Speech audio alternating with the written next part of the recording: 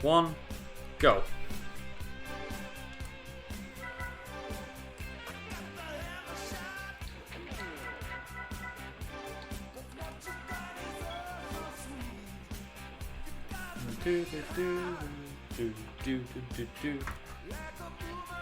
There we go. Nice.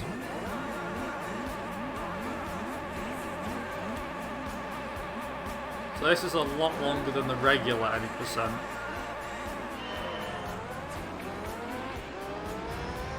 That's fine. We're all good.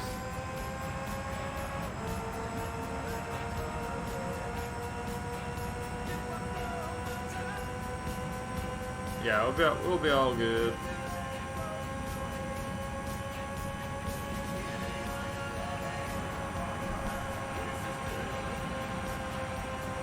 So luckily the F1 car is what is used for everything else, so it's not too bad.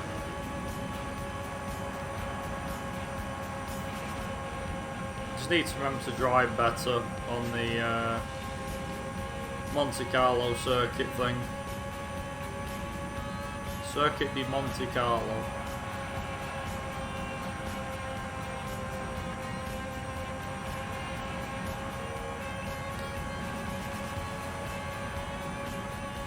Yeah, so each one's going to be like 3 times the length of what it normally is. So it's about 5 laps a circuit, something like that. So easy is 2 laps, medium is 3 laps, and hard is 4 laps. But from what I've seen as well is on the difficulty that you can select, if you hold L1 and R1, you can actually unlock the professional difficulty, which is 10 laps of a circuit. It's like an endurance, more or less. It's like the professional league that you have to do normally.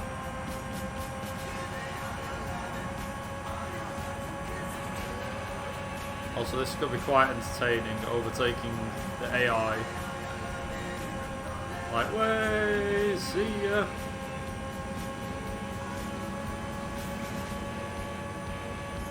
Like that.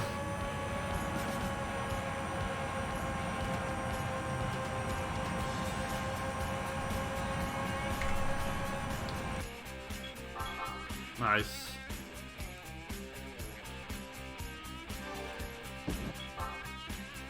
Okay, 1 done. I think there's something like 20 odd races to do.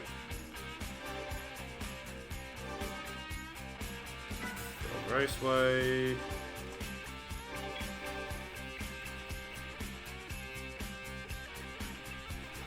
Right. Ugh. I think it is 5 laps. Yeah, 5 laps per race.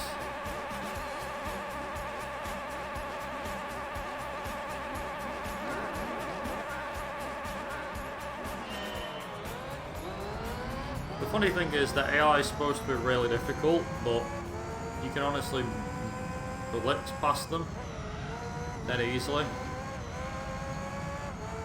Piece of cake.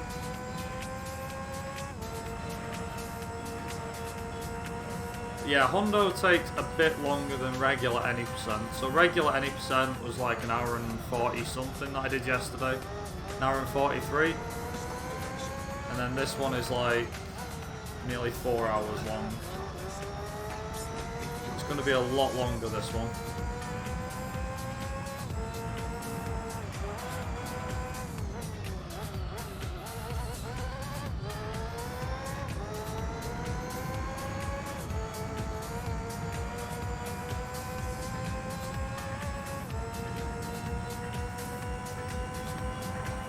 Hopefully the music's alright for everyone and it's not too loud.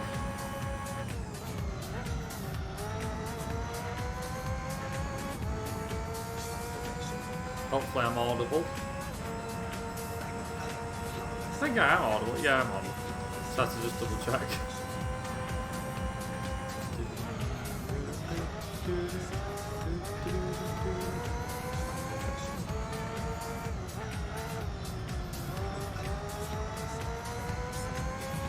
Also, might have found a way of speeding up any percent too for the power release, possibly. Don't know if it will save any time and if it will be allowed yet, but if it is, then that'll be amazing.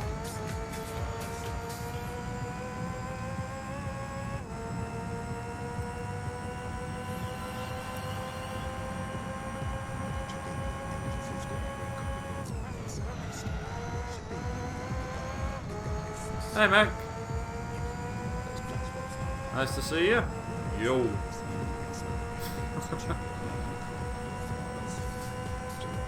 We're going for the big one. Ish. Big-ish. It's not full any percent, it's just arcade hundo. Oh yeah, so I've already done like a bit of... You know how we mentioned about this trade thing, by the way? I've already done like the full beginner league. Like, we've got all the cars planned out that I'd have to buy off myself and things from the new game. Like, basically, any percent new game.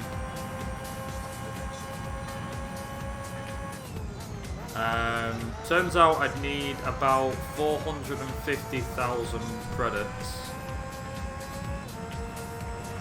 But there's a couple of cars that I have that I can just buy straight away.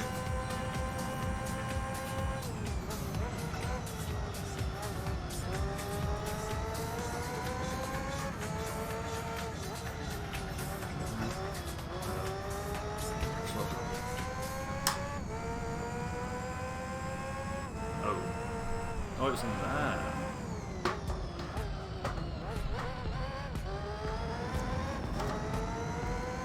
I thought we kept that downstairs. I thought we kept that downstairs.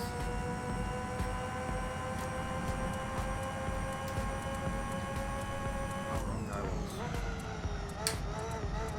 Got it.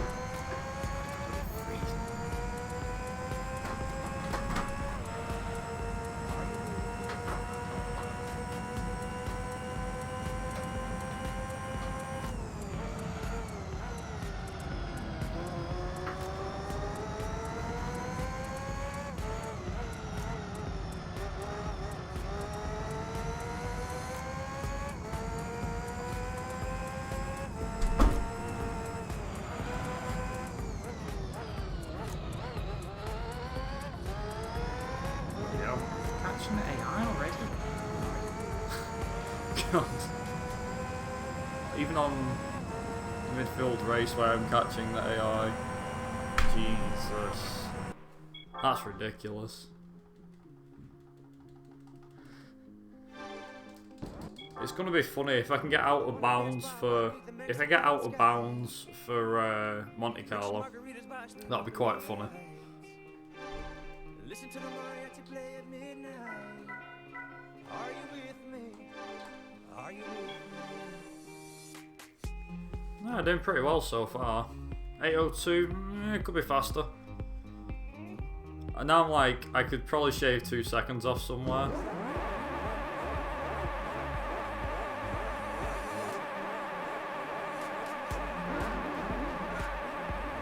So the funny thing is that the run that Adey's done, he did the run after he did like 100%, it was 100% speed run that he did. I think it was like a couple of years ago now, but basically that record's been stood for quite a while. And it needs to fall, Dagnabbit. That run needs to fall.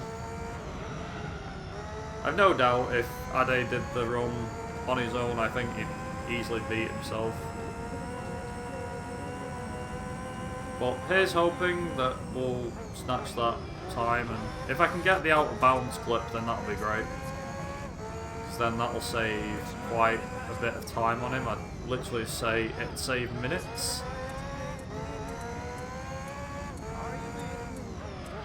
Also, we've got the monster that is the Escudo, which is going to be interesting. Sub 109, nice.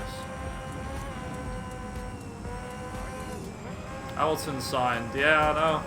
About bloody time, eh, Pendulum? About friggin' time. Speaking of F1 stuff. Only a year though, I know. Can't say I'm surprised. Like, I'm glad that he signed his contract, but it's like for a year, really. A load of people have said he signed for a year because he's not sure if Mercedes is going to be competitive when the new rules come in.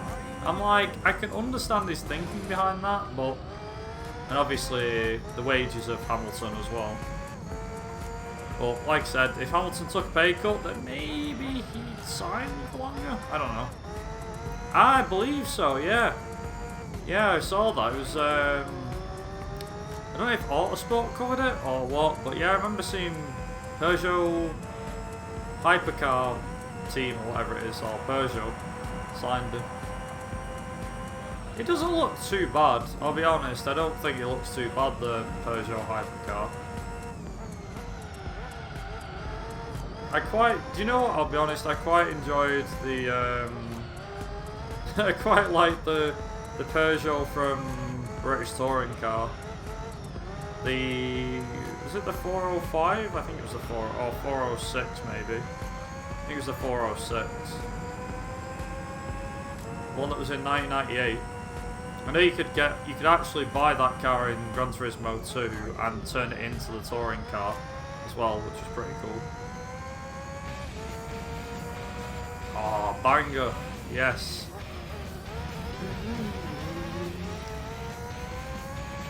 Let me add one more to this.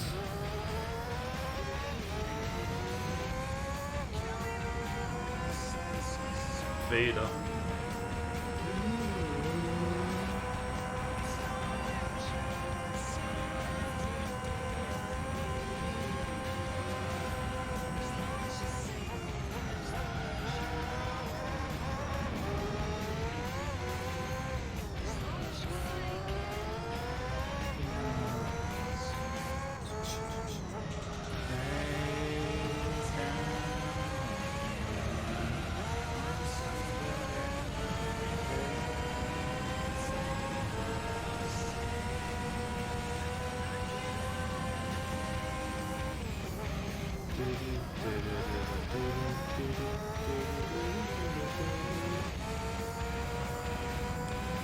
405 is the touring car? Yeah, that's the one I was thinking of them. I said 406, I meant the 405 but yeah, I always liked the look of that car. It was never the quickest, but I did like the look of it. Oh, come on, 102. Hell yes.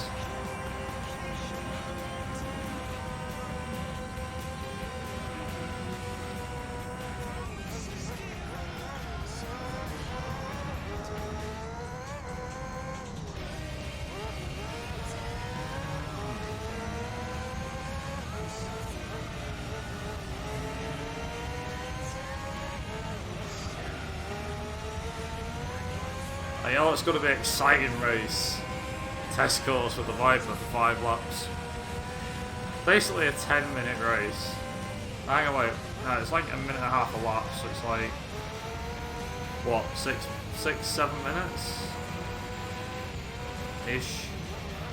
More like an 8-minute race.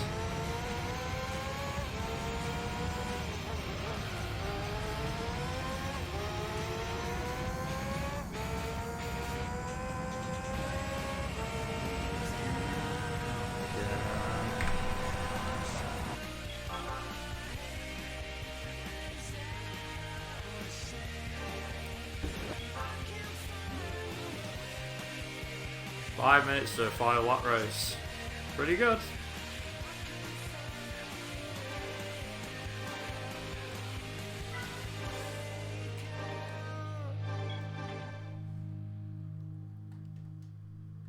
Nice.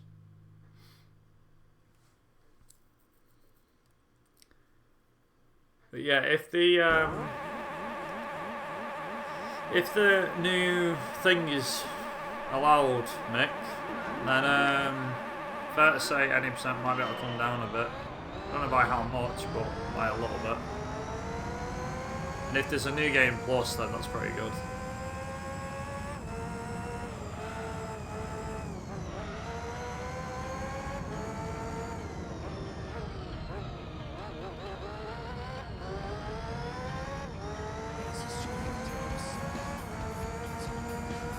New team wants to join F1 in 2022. Ooh, what team would that be? HRT's making a comeback. Monaco Racing. Oh dear. Why does that sound like a team that sounds like it wants to be successful but it's going to fail dramatically? Any idea who might be on the ideas for driver rostrum yet? That just sounds like it's asking for trouble. Monaco Racing.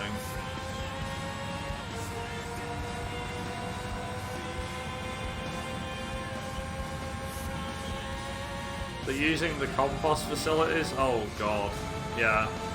They're definitely not going to win anything. They're going to be a back marker. If you like friggin' HRT in F1. Probably have two drivers who don't have much racing talent between them. They'll be driving for the team. So they're going to have like someone like Pedro de la Rosa, but another equivalent of him. Back when he was driving HRT. Yeah. That's it, yeah. You got two of the worst drivers. Even though Mazepin's not a slow driver, yeah, I think he deserves to be there somewhere like that.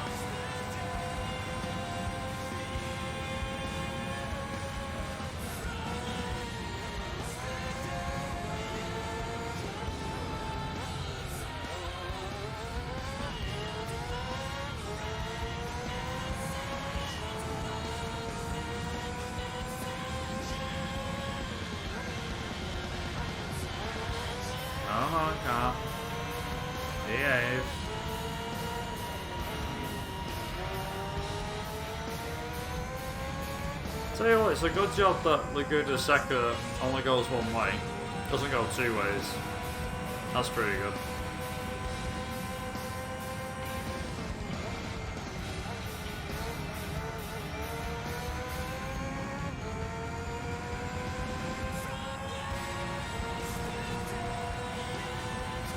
Nice. 54.988. Pretty decent actually, a decent lap.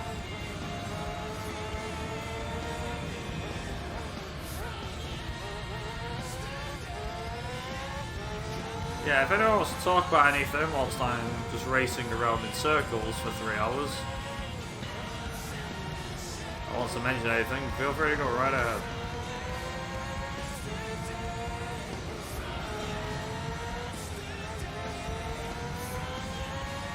Like I said, we'll be, I say round here. 30 seconds to DMCA. Yeah. 30 seconds to DMCA indeed. I like that name.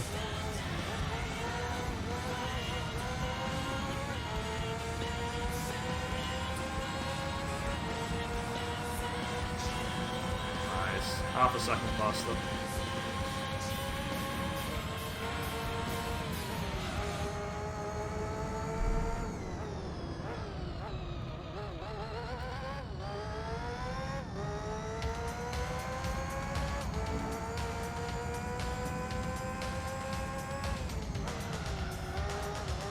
Well, at least we'll be out of Area A pretty soon.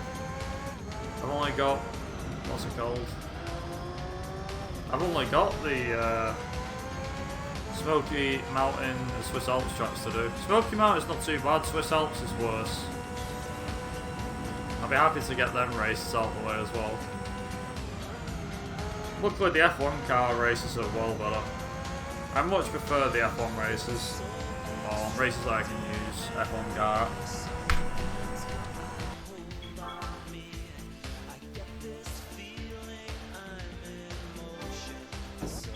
Have to hope that I get the out of bounds from Monaco, because that's the bit that that's gonna cost me a lot of time. So Patro Pro, thank you very much for the follow.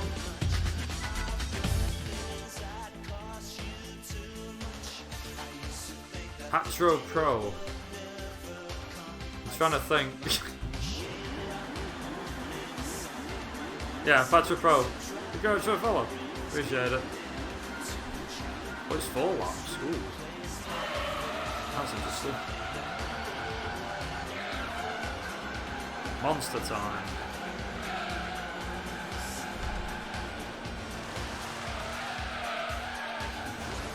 Oh god.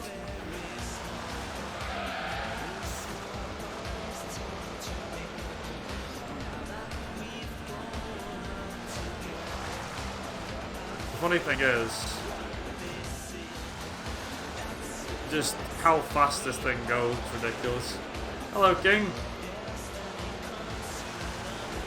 Keep riding them walls, damn straight. I'm gonna try. Oh god.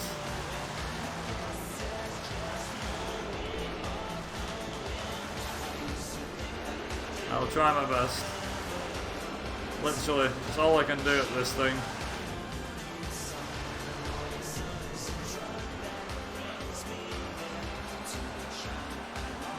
Sub 1 for a first lap though. Hell yeah. Whoosh.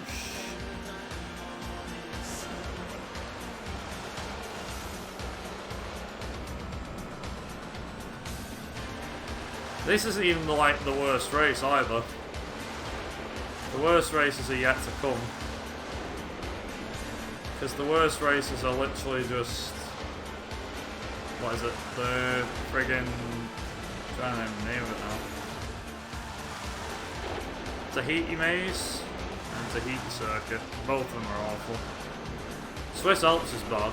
At least Smoking Out is not too bad.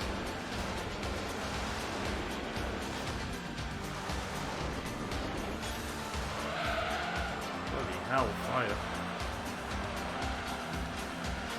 Easy, easy. Whoa!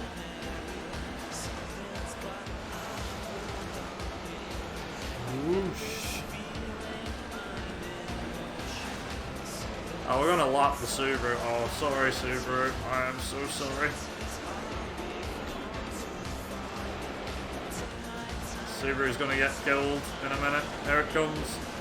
Here comes the Subaru killer.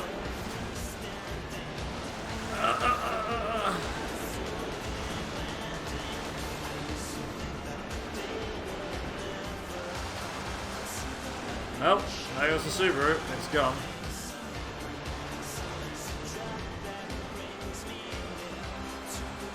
The funny thing is that you can do Tahiti Maze on hard. Well, I'll say on hard. Do it 7 laps of Tahiti Maze, and you can actually lap the AI around Tahiti Maze. You put that big of a gap, it's ridiculous.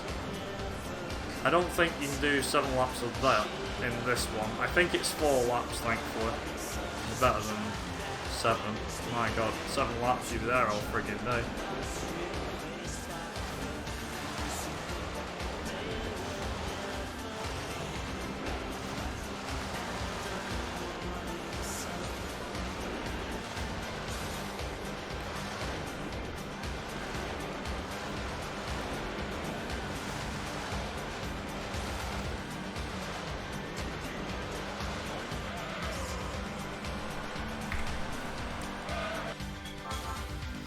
Nice.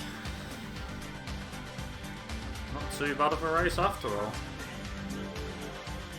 Easy. Yeah, exactly. Easy peasy. Swiss Alps, and then we'll be out of the neck of the woods.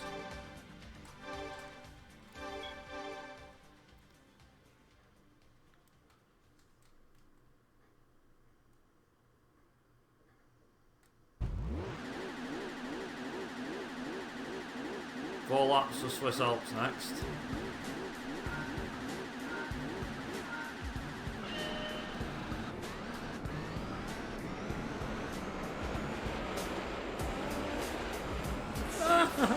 Help! Wall riding. Most OP mechanic in Gran Turismo since, I don't know, anything that doesn't involve wall riding.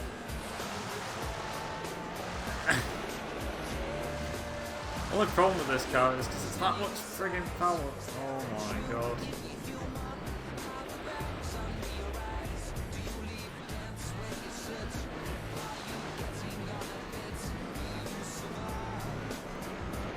Just like, just slow and steady. No, this doesn't take baby steps. This is a car that wants to constantly mess with you.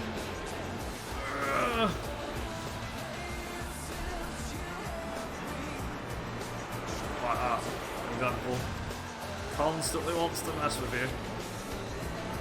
It's like, nah, I'll mess with you. It's like, no, please don't. It's like, no, I will, I will. It's so difficult to control.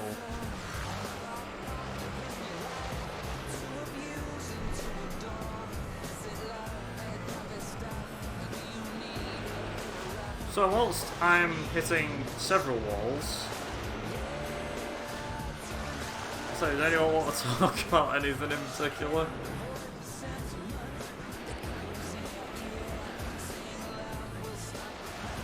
Trust me, anything to take my eye off this monster would be a good thing. Oh.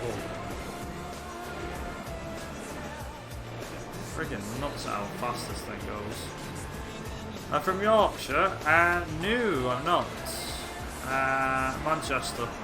However, I was born in Hull, so maybe that's where accent might come from a little bit. Originally born in Hull, so technically I was from... This car is the Clarkson here. Power made metal. It is. Absolutely mental. Mental car.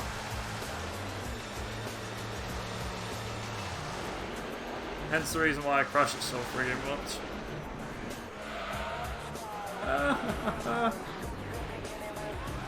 Just trying to work out the accent. Yeah, so it's like a mixture of...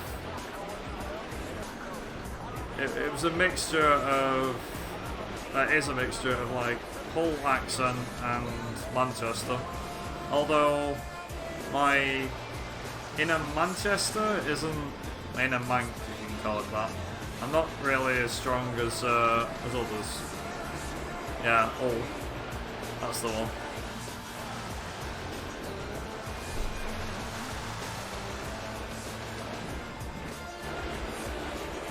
Oh, I'm so sorry, Subaru.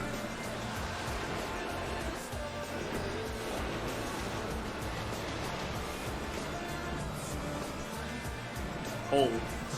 Born in Hull. I'm sorry for your loss. I don't be.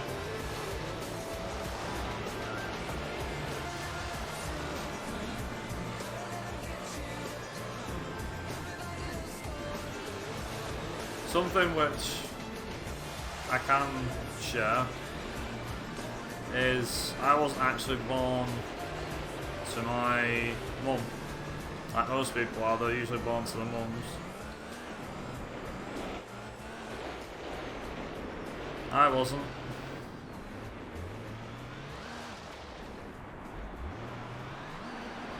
It's like, oh, okay, I didn't know that.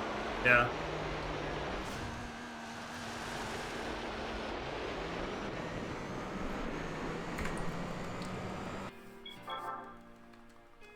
Nice.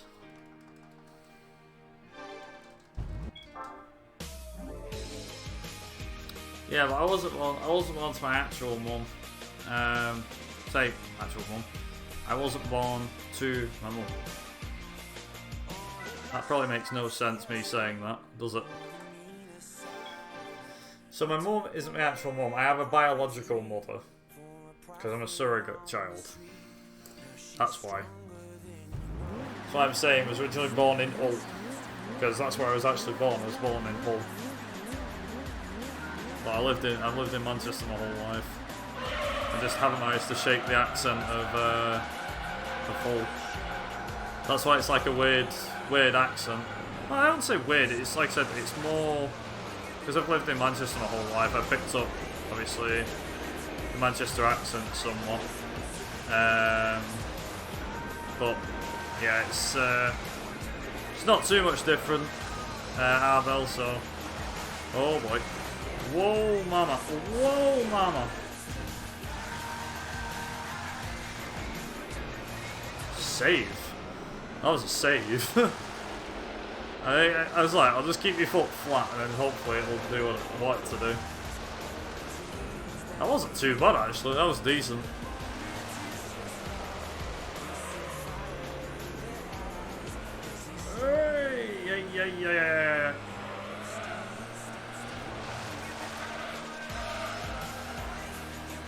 Whoa! Here we go. Whoa!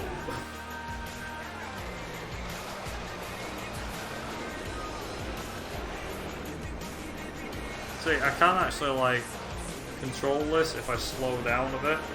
But yeah, wall riding is like best property for this one.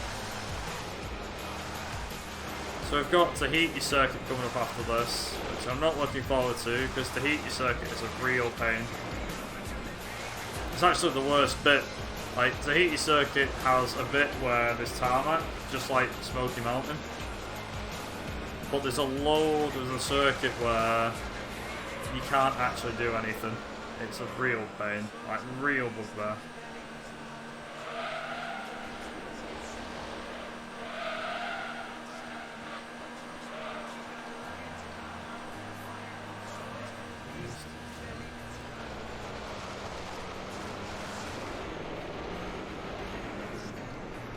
Whoop! Okay, whoa! Steady, steady, steady, steady, steady.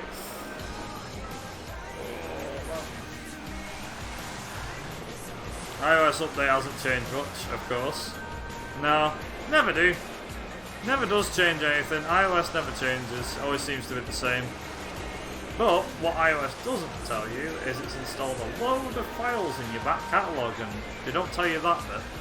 They always say that they've made, you know, like tweaks and fixes to your operating system, but what they're actually doing is they're inserting files into the back of your phone. If you ever noticed why your phone was, well, yeah, your phone was ever slower after it updated, that's why.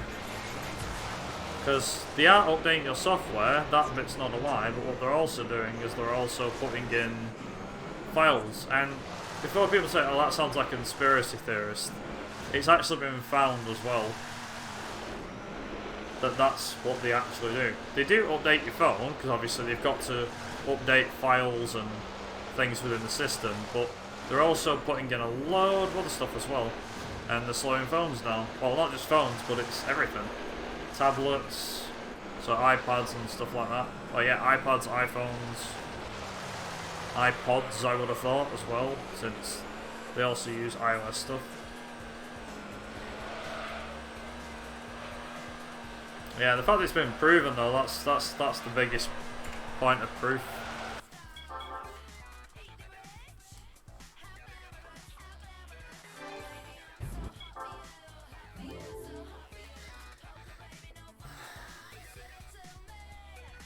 Yeah, it's a bit of a shady tactic. I didn't actually know about this until literally somebody told me, and I was like, really?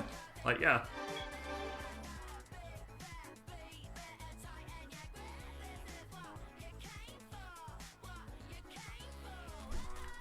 I was going to turn that song over. I know.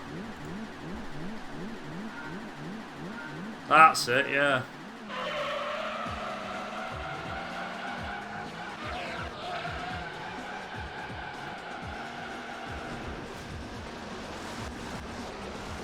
$500 million. If that's not proving that the phones weren't getting slowed down, I don't know what is. That's as shady as anything from Apple. It really is. Because the thing is, like, my dad didn't actually believe me. And I was like, Dad, it's true. And he's like, no, I don't believe you. I was like, I'm being serious. Like, there's videos about it on the internet and everything. He's like, no. And then that happened, I was like, ha! And by that point, he's like, oh, I don't care. He's still got an iPhone, though. I was like, Dad, just move off an iPhone, please. He won't do it. Because he's been on, like, you know, other phones before, Samsung, Motorola, all sorts, but he easily prefers his Apple. I was like, he's a basic guy, so that's probably why he likes it. I've never liked an iPhone. Never owned one myself, don't ever plan on owning one.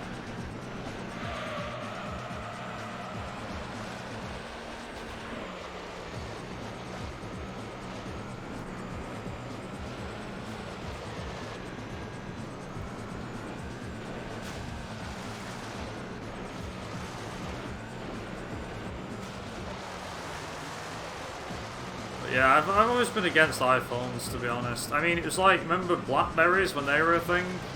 Everyone's always like, what's your BBM bin?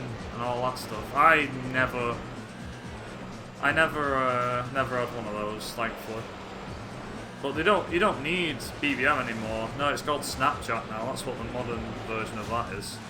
You don't really need a code, you just need someone's phone number.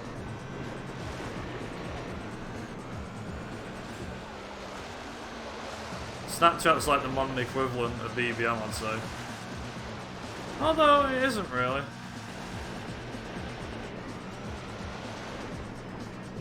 No, it's like you only need someone's phone number to see like what the Snapchat is, or better still, just someone's Snapchat name. You don't need anything else except that. Also, hi River. Yeah. We just talk about phones and stuff and how what's it called? I was just talking about the iPhone thing that happened where Apple had to pay 500 million out. Yeah. To be fair, I could swear by most of the phones I've had are decent. I don't mean like top of the range, because I don't really like buying top of the range stuff. I'll be straight up honest, I'm not one of those guys that wants to buy a phone that's been out for like, you know, it's been out for 2 minutes, oh I must have it. I'm not really one of them that, you know, it's like, it's a phone at the end of the day, and if I need to upgrade it, then I will do. If the, like, for example, take my old phone, my old Sony, if that, because that was coming apart, that was why I got rid of it. You know, that's why I got rid of it, and needed a new one. I've still got the phone, but that's why I wanted to trade it in. But I didn't, honestly, if my phone didn't split, like as in actually come apart, the screen literally just come apart from the back of it, where the motherboard was. If it didn't come apart, I would have kept it for longer, like a lot longer.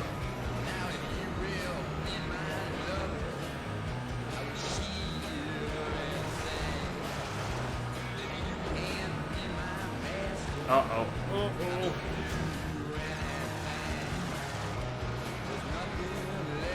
Oh no. No. It's good. It's fine.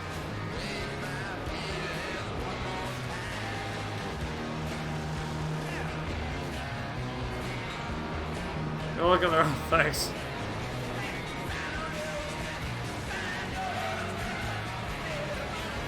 Day's been alright, yeah. Not a lot to report.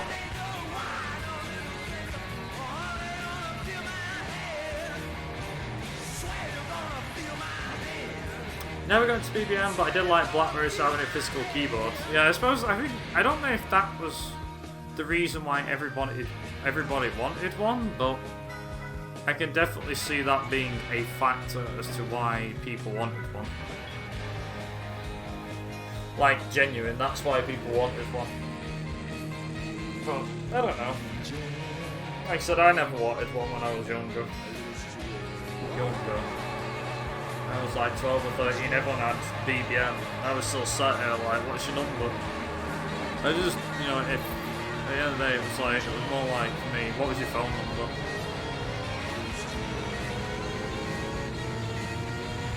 That was that really. I'd rather just do things like the normal way, if you can call it that. Headset have I got? What as in, what the headphones I'm wearing? I'm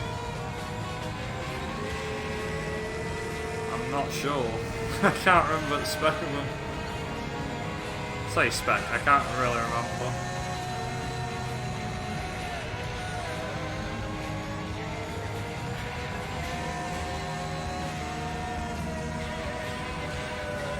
I should have wrote that down, shouldn't I? I haven't really looked. I'll try and read it out after this race riff. Remind me end the race about the headset thing. I'll read it out.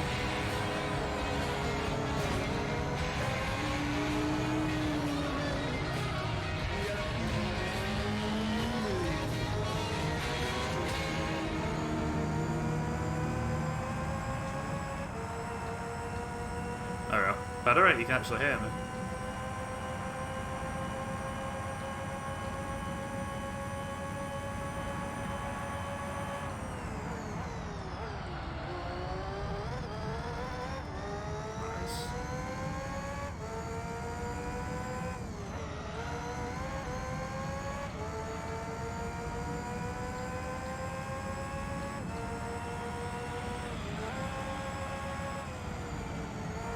Yeah, so today's run is the 100%. So for those that don't know what's involved with a 100% run. So in a 100% run, you do all of the races in arcade mode, but on the hard difficulty. This basically makes the run 3 times as long as the regular any percent, because any percent is easy races from like start to finish. Whereas this one is just all the races on hard, so the difficulty gets upped, obviously, by the AI. The AI are all tougher, and the races are considerably longer. Like, the races aren't 2 laps each, they're now 5 laps each. Or if the races are off-road, then they're more like 4 laps. Most of the starting races aren't too bad, they're only like, you know, a minute and a bit, but when you get into the longer stuff later down the line, that's when you're like, oh, okay then.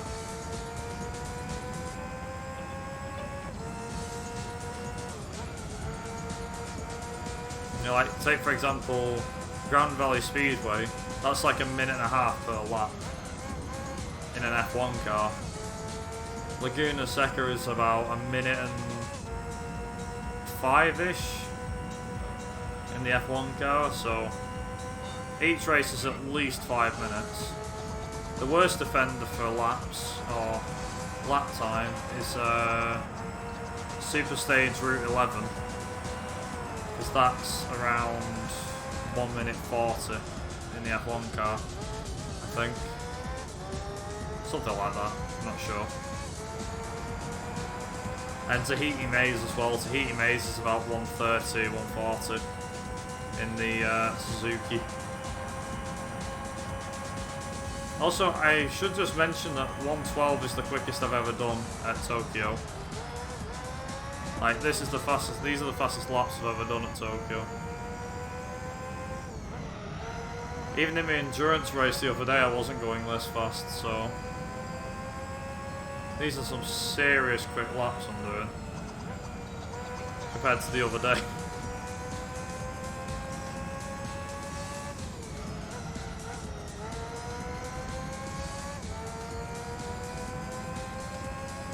Yeah, I hope everyone's doing good and chilled out. Like I said, we had quite a few viewers in last night, and that kind of blew me away how many people watch me do this. Even if it is driving round and round and round and round and round and round and round in circles. I know it's a circuit, but still. Oh god.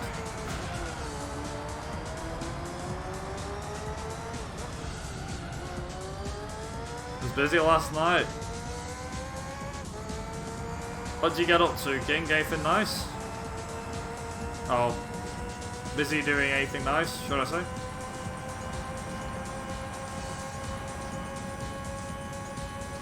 So, last lap. I don't know, how many did I have last night? According to my statistics, I had... max viewers was at about 25, I think, or 20. Ah, okay. Yeah, it does get busy in here from time to time.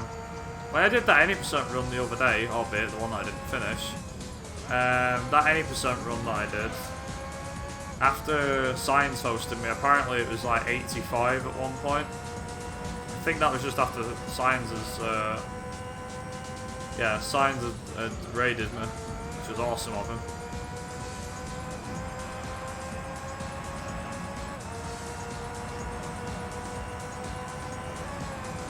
There we go, that's what I meant to do. Grind the wall. There seemed to be a lot of hype around that any percent run I did. That was quite astounding, I'm not gonna lie. It seemed like a lot of people were really looking forward to that run. It's a shame it ended how it did, but still, I can't complain, I really can't. Because it was awesome. Having the amount of people that we had in the stream, that was amazing. Yeah, that's true. Very true, Riv. Like I said, it's just a shame of how it ended, but ah well. Oh, headset wise, they are newer, so NEEWER, newer NW2000s, Riv. Hopefully that answers your question. They're the headphones I use.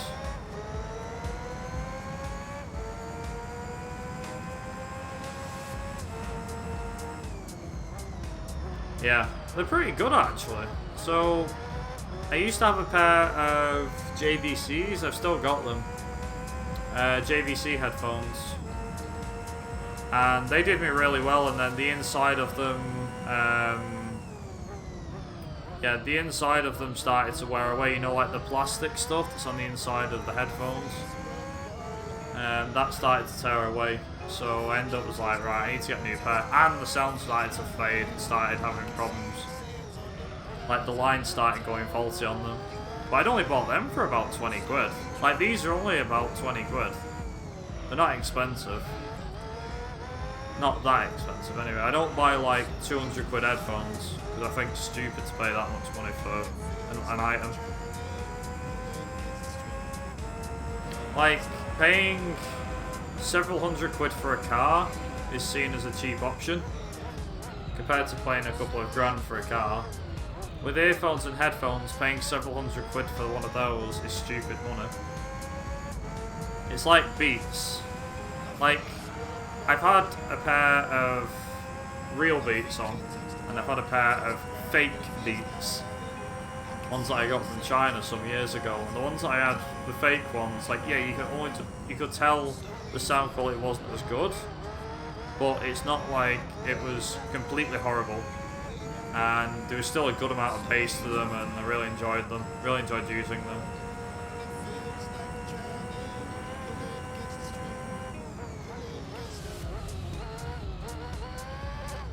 So yeah, they're pretty good.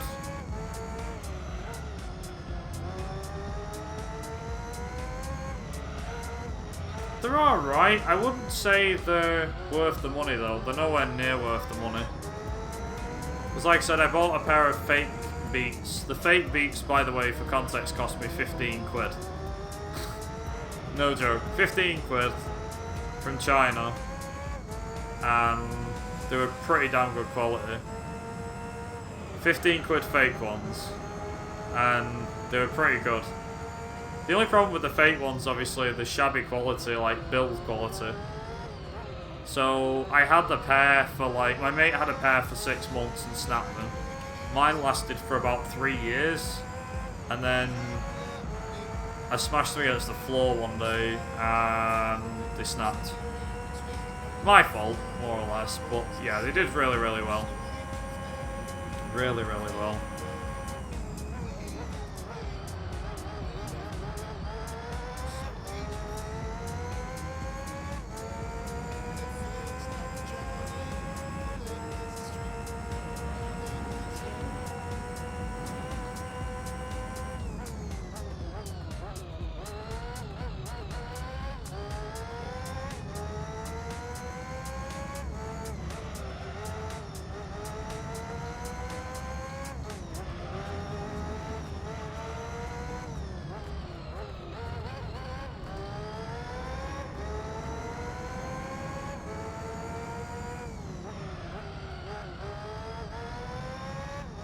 Yeah, they were pretty good quality.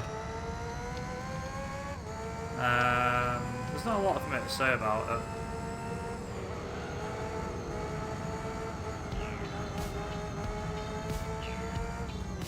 Ah, this was from Drive. Remember this. That's a pretty good film too. Drive. I think it came out in 2013, 2014. Ryan Gosling in. Pretty decent film. I'd recommend watching it if you haven't seen it already. Give it a watch.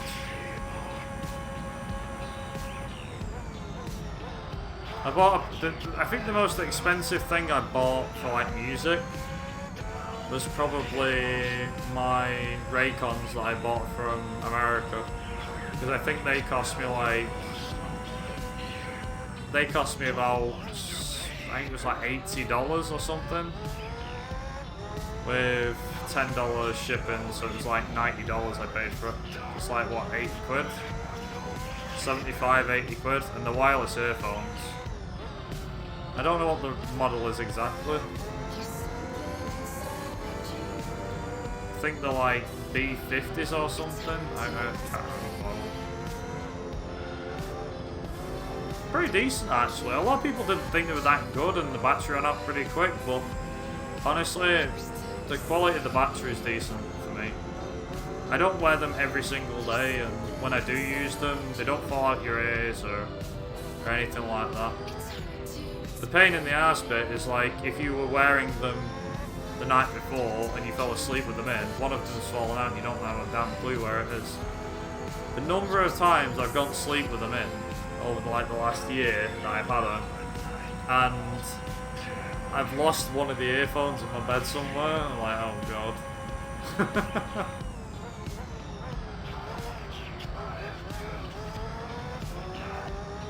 Yeah, exactly. Some people swear by certain earphone manufacturers. I could recommend Raycon if you live in the US. Not really if you live in the UK. Just because it's not worth it, you know, getting them shipped over and all that stuff. Unless you're after decent quality. I don't know, it's hard to, like, cost and efficiency. You know, like, the price that you're paying versus the quality of the products. It's always hard to balance. But it's definitely one that's worth looking into. Like I said, I think they're called like Raycon B50s, it might be E50, I'm not sure. But I've had them now for about 2 or 3 years. A guy called Matt Stoney, who I watch on YouTube, was doing like an offer, because I was looking for a set of wireless earphones. And he recommended them. He's like, oh yeah, you get a discount code if you use Matt Stoney and stuff like that. I was like, alright, sweet. So it knocks like $10 off the price, I think. But better than paying full price for them, that's for sure.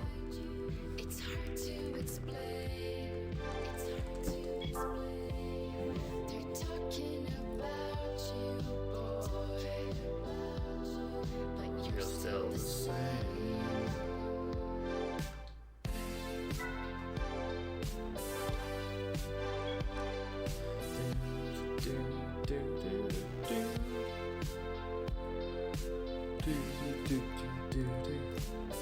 Yeah, I don't know. Like I said, some headphones just work. They just keep going no matter what you throw them. Okay, let's see.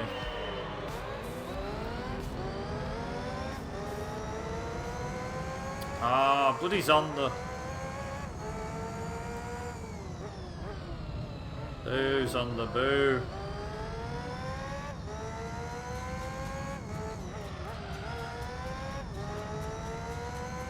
Yeah, like so I've had these earphones now for, these headphones I mean, for a good like 2 or 3 years. I haven't had them for too long, but I had a pair of JVCs before them, which lasted me a good couple of years. I actually can't remember when I bought these. I think it might have been like 3 years ago, but they've done me really well. I've had them plugged into my computers, stereo and everything, speaker system I mean. I've had them plugged into my phone before and all sorts.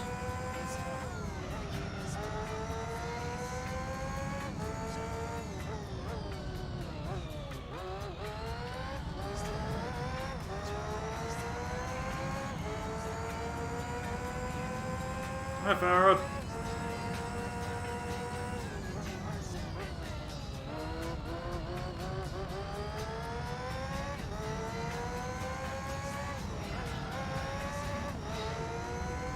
Yeah, fine. Not a lot to report. Yeah, I'm fine.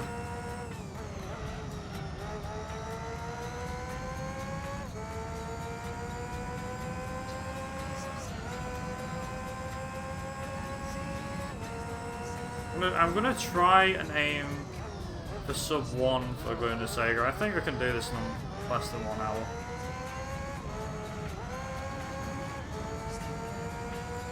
I don't even know. Is it doable? Probably not.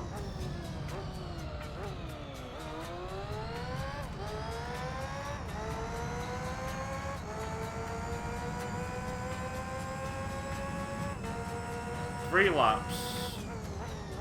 Oh, maybe.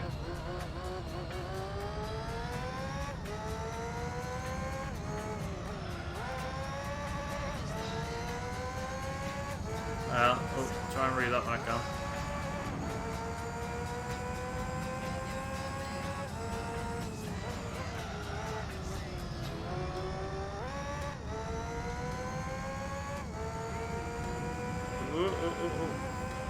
Start of something, the more cuts and outbounds I find.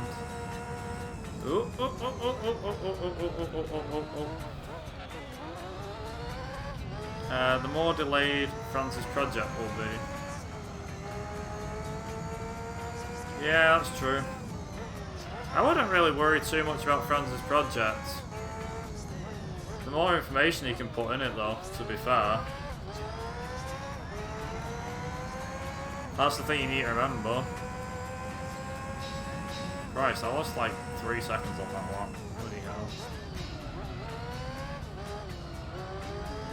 That's the thing. You might look at it as it being delayed, but to me, I see that as more information being given out, and essentially more ways of getting your name involved. Farrod, think about it. You know. At the end of the day, out of all the stuff that you're finding, that's more stuff that you've got. There's some useless out of bounds. It's good that you're finding out of bounds, like how to get out of the map, part 1, part 2, part 3. Okay, are we gonna do... I think we are. I think we're gonna do Laguna Seca. Sub 1 hour.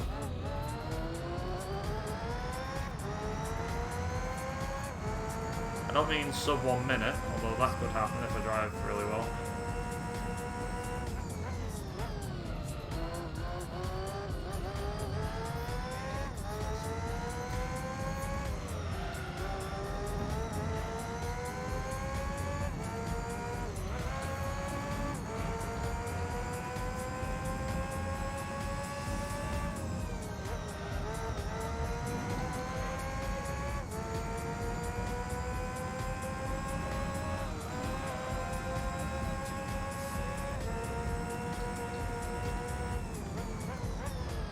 Oh.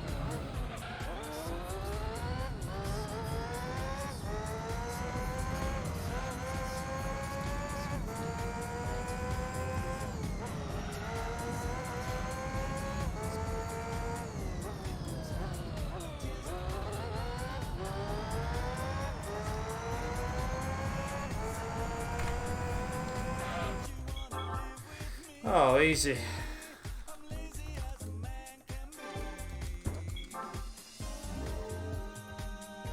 Stage 3 and Stage 6 have some trees that can be passed through. I've tried to find a good use for them. Now, there might be one, you never know.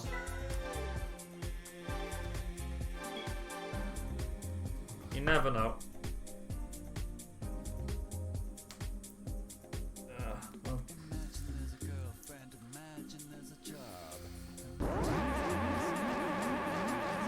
Hey, Tofo. Got an hour.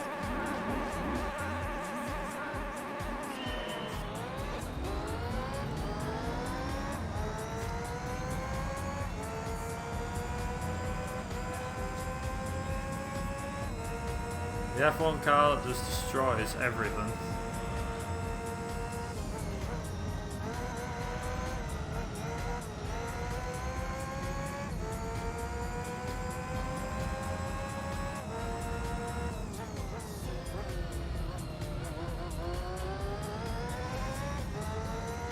How come the game lets you use a car which is so OP? So because on the game it lets you pick a car out of your garage, and you can have any car you want in the garage. So we just pick the F1 car. Easy. That's how you do pretty much all the hard races. You just pick a car that's ridiculously OP.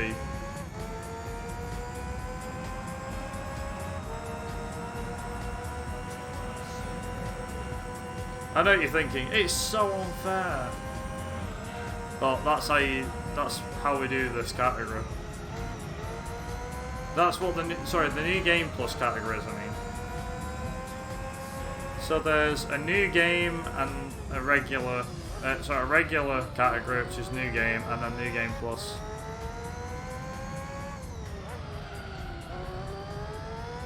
Yeah, so basically in new game plus, you can use any car to beat the track, to beat the races, because any car's allowed. Whereas if you do the regular arcade, then the regular arcade is whatever cars the game gives you by default. And you'd also need to be on a clean save file as well.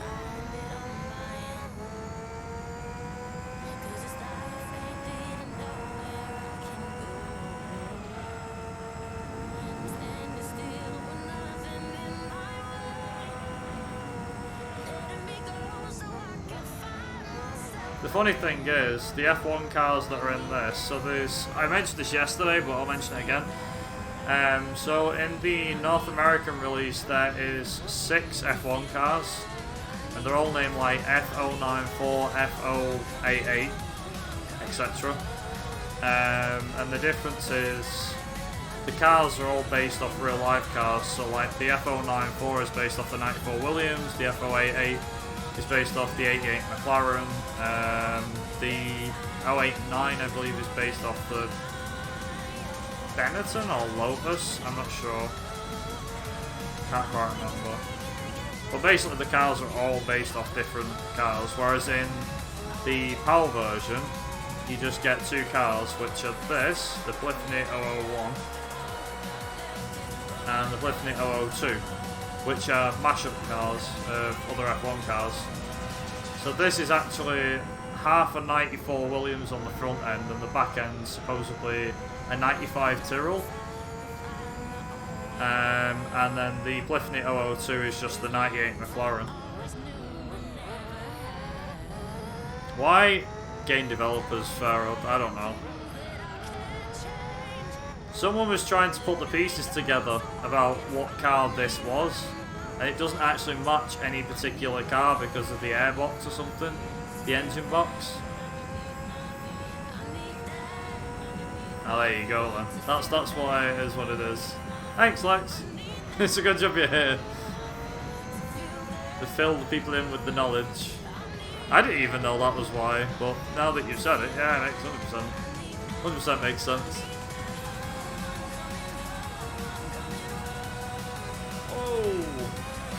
Good grief.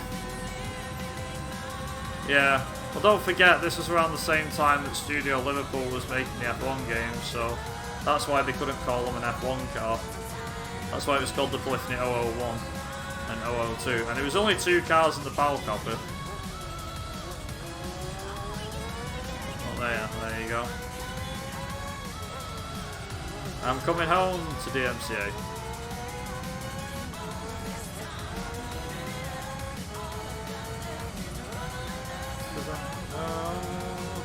I'm coming home to DMCA.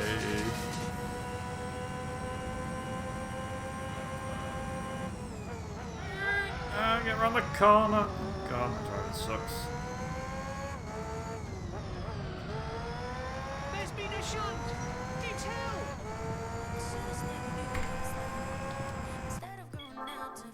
Nice. Alright, okay. Swiss Alps 2, then just a crap ton of races.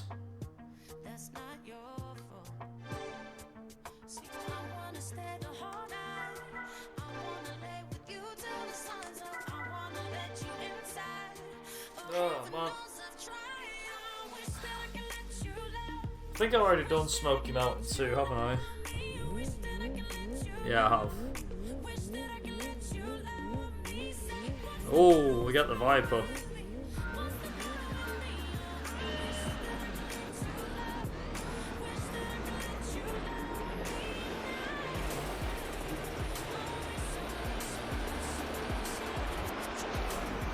The monster's back out again.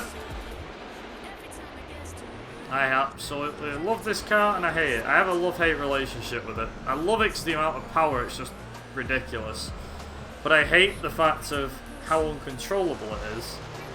Like, trying to control this is just no.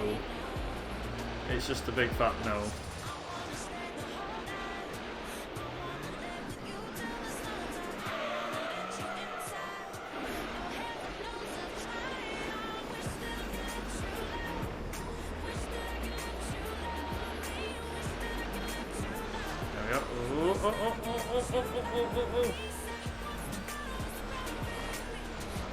It's the only problem with this car.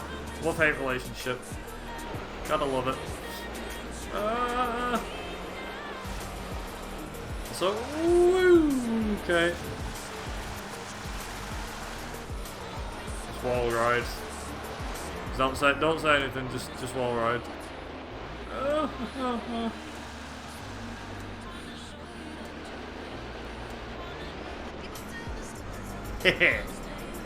I'm rough. Uh-oh. Oh, God. Okay, right. He's... I think we're going to catch the Zara. I think.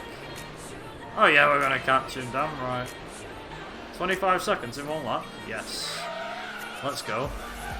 I think we will. I think we will catch him. 1700 horsepower versus 300. I'm pretty sure we're going to catch him. And lap him. Why is it so dark? I don't know. Just a circuit. Lighting model, I guess. A lot of it's under trees, to be honest, so I guess that's your answer?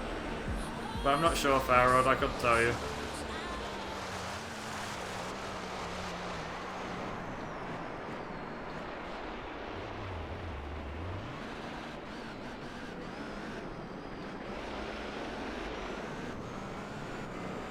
Oh, nice.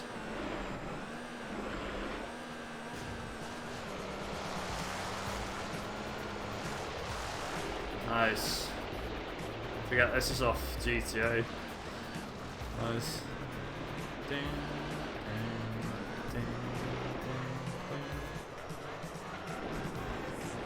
I don't remember, does Arcade have any tracks to the test course? It only has the oval test course. It's the only course there is for test course. But yeah, there's a race there. And we don't actually use the Suzuki. As fun as that would be, yeah, we don't use the Suzuki for that. There's a shock. I use the Viper GTS because of how fast that thing goes. It's the only time the Viper gets used in my runs. Believe it or not, the Viper's actually quicker than the Suzuki doing the wheelie. So I did a test about this. Not yesterday, but I've done a test like 2 weeks ago now. So I did a race around test course with the Suzuki with a wheelie glitch, and with the Viper GTS at top speed, and did a full race. And the Viper was faster by about 5 seconds or so overall, like over a 2-lap race.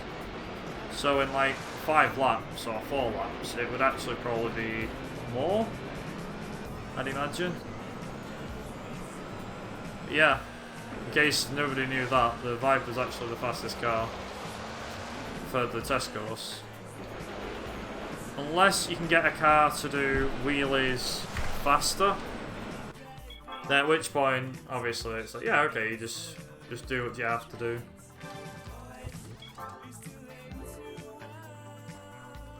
Just under 420 as well for that race. Here we are. Trial Mountain 2. It's also why the Viper GTS is in my Why the Viper GTS is in my garage. It's the only time it gets used, remember. So, I like it. It's fine. Not even the F1 car can match the Viper. I'm so happy that the Viper's the fastest car. That actually makes me really happy to know that. Like, in a straight line, the Viper will actually pull away from the F1 car, but in acceleration and through corners, the F1 car is hands down the best car in the game. Like, this is the thing, it's like, if you want a complete circuit car, if you want a complete circuit car for every circuit, like every tarmac circuit should use the F1 car. Every off-road uses the, what is it, Escado? Suzuki Escado. The big monster thing we've just been using. And then for the test course, you use the Dodge Viper GTS. Because even though it's only got 1100 horsepower, when you fully upgrade it and everything, if you put the right settings on the gear ratios and things, it'll top out at 450 odd, maybe more. I've never actually tested the top speed of the Viper, but yeah. It goes ridiculously quick.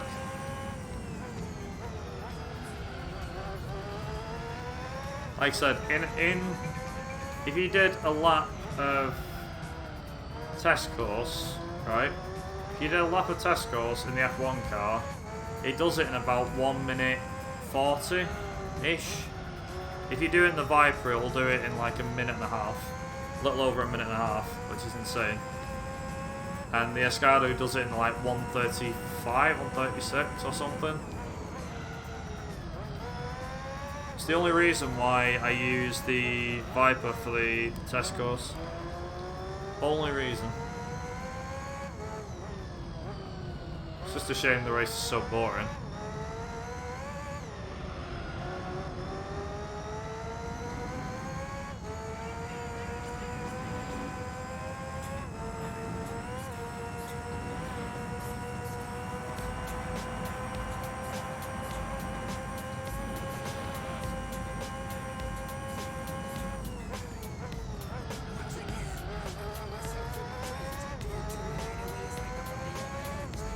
So this song is it's like a mix. So there's a guy called Paul Oakenfold. I'm pretty sure a lot of people by this point know who he is. Music guy, made some pretty good tracks in the early 2000s. Made some for films and stuff like that. Well, there's him and the band. I forget what they're called. The group. Well, they made a song called Starry-Eyed Surprise, which is what this is.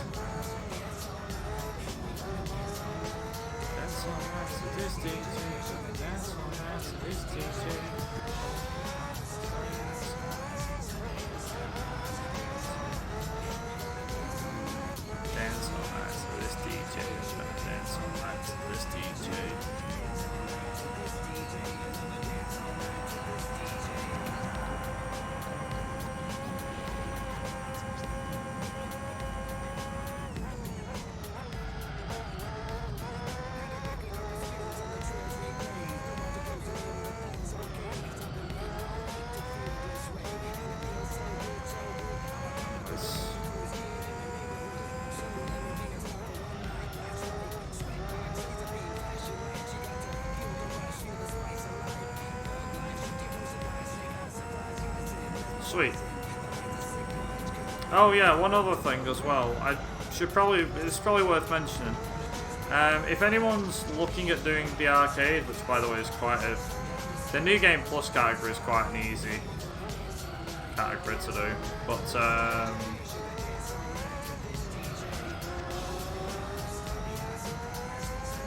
yeah, it's had its timing changed. Only slightly, but the timing's been changed.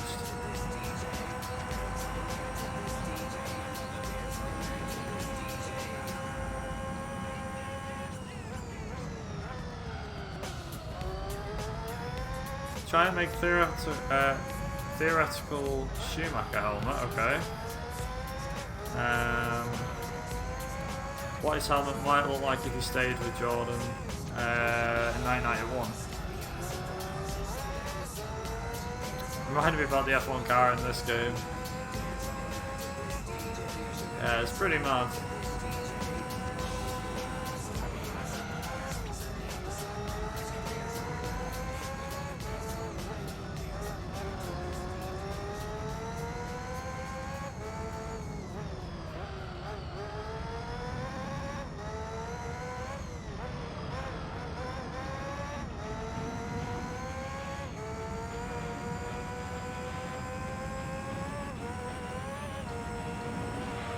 Yeah, they won't though, which is a shame.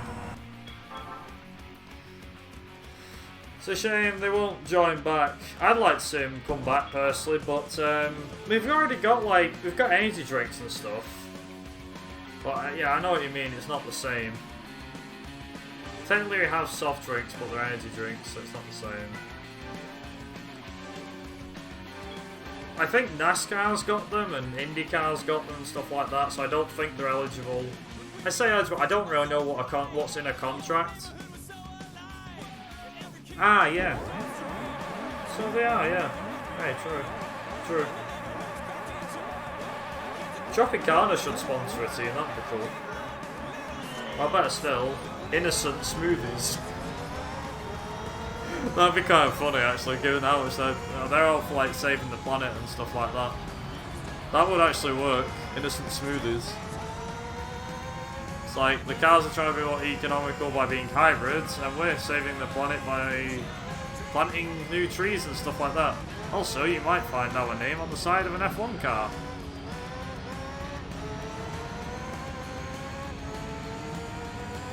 I don't think that would be too bad. I mean, like, how Coca-Cola is on the side of the McLaren.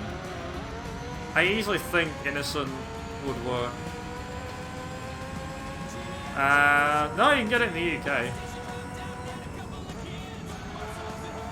I've always seen it wherever you go. I've seen it in Sweden, I've seen it in Denmark, I was at Copenhagen Airport. Obviously I've seen it in the UK, because I live here. It was in France, last time I went, a long time ago. I think Greece had it as well, and Lanzarote, Ibiza. Yeah, a lot of places sell the stuff. I'd be surprised. It's funny how there's some stuff that we don't have, but other countries do, or we used to have, but now like other countries have it. Or still sell it. Like these chocolate bars that used to be sold in the UK, which you can only find in Australia now somehow. I don't know the logic in that one, but you know, still.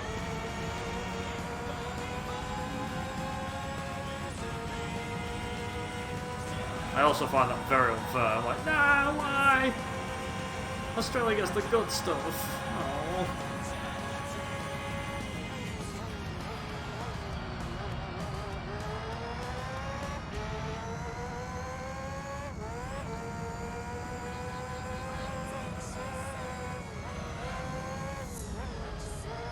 Merc should have a monster team.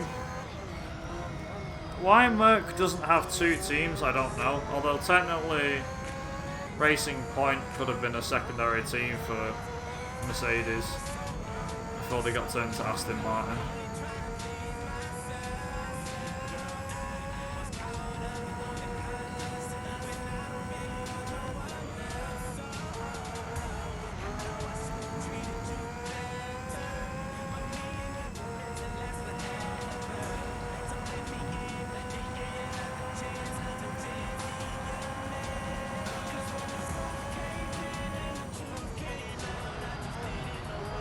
What, you mean the fact that John's now Aston Martin? Jordan started as Jordan, didn't it, in 1991, then changed to Midland, then it was Spiker, then Force India, then Racing Point, now it's Aston Martin. Yeah, I know. That's why a lot of people don't like the team. I personally don't like the team either, because it's owned by him. Ever since he bought it out, I'm like, no. Force India used to be a decent team, then he bought it, I was like, I hated it when he bought it out. I really did.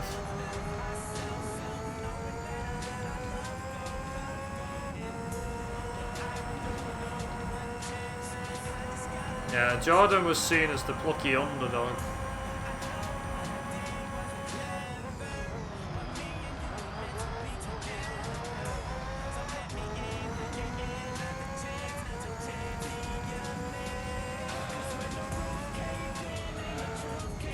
I'm starting to wonder what else is on this race list. We've got, what is it? Oh, only done 1 hour 21. Bloody hell. That it? Hour and 20 minutes.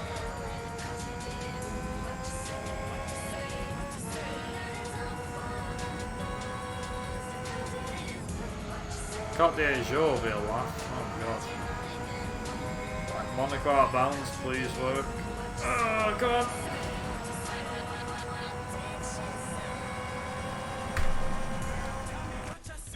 $53 as well. 53.8. Yeah, you know, a lot of people don't like Jordan for what happened there. I mean, there's no one more livid than Michael Schumacher, Jesus. It was team orders because Hill said, I'll put something to you, eh? If we race, we might end up with nothing. But if we hold position, then we'll come over the 1-2. It's up to you. And that was what they went for in the end. But after the race, there's a story that what happened after that race was Schumacher Sr. went straight to Eddie Jordan and said,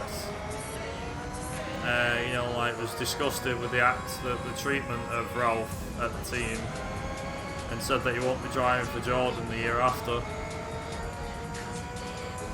And he said he'll be driving elsewhere. He said, well, he can't. He's got a contract with us next year, and he had a contract with him for 99, not just 98.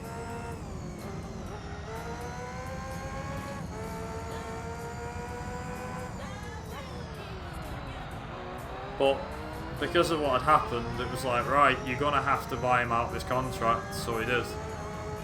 Paid a substantial amount of money to buy him out of his contract.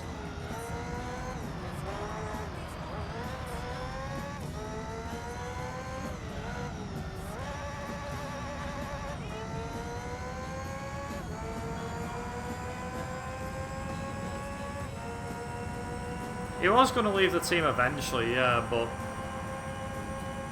it's just what had happened.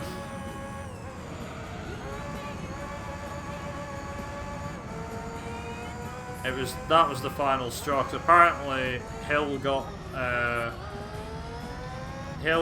signed the contract on the circumstances of Hill was number 1, and Ralph was number 2. But he always denied it in the media. Not painting Hill as the bad guy, but Hill was what caused it. It's kind of ironic that Hill disappeared off the grid the year after, because Fretson came into the team after Ralph went out. Fretson came in, destroyed Hill. 99. Hell, he was Jordan's title defender. Not title defender, what do you call him? The guy challenging him for the title.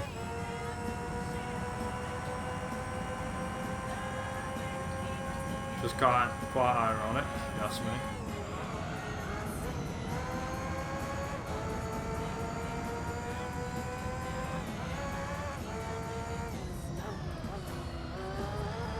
I'm not keen on Jordan that much, to be honest. He's a bit of an ass anyway. And gobshite at that too, at times.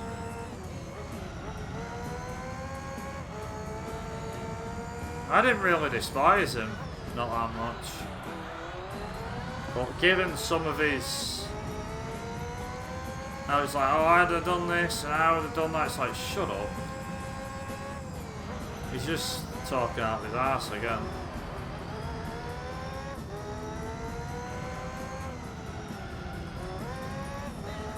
That's what I mean. I don't like him as a person, whether he's a team leader or what. I mean, I'm happy his team won, you know, his team won, what, 2 or 3 races?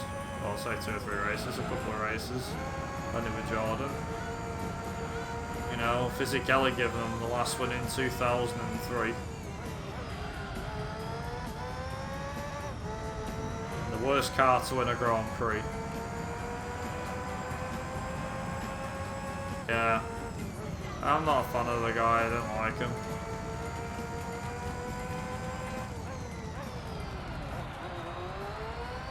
A lot of people didn't have a problem with him, I just didn't like the way he was.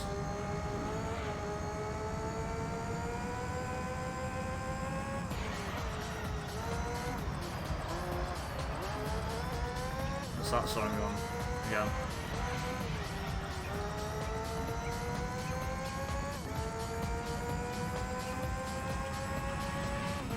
Ah, sometimes he can be a hippo, yeah.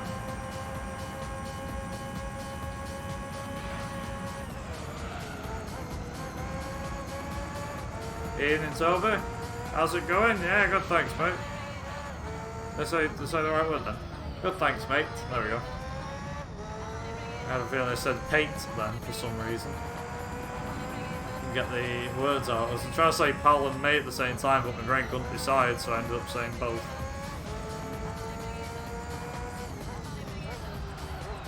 We're doing the long one, Toby. Longish.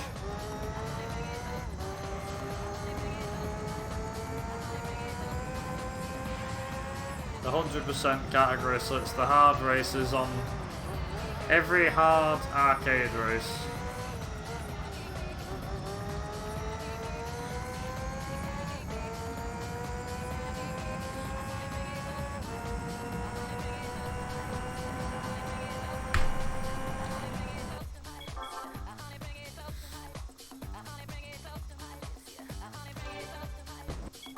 Also, there's the, what's it called?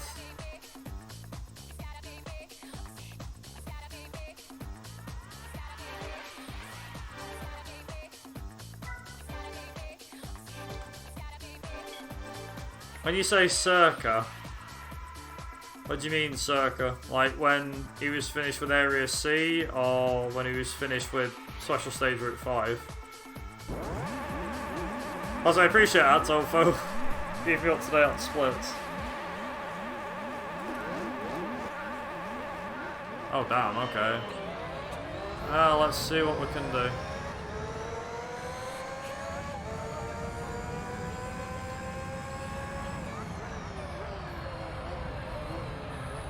Well, looks like we're on some serious good pace then.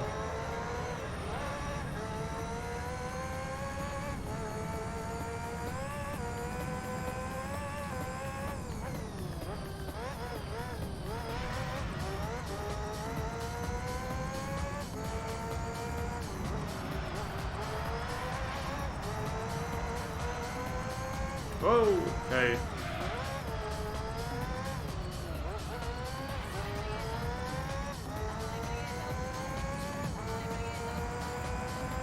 How many laps we gotta do? Oh, 5, okay.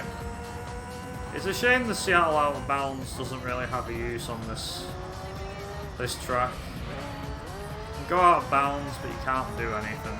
Kinda sucks that you can't do anything.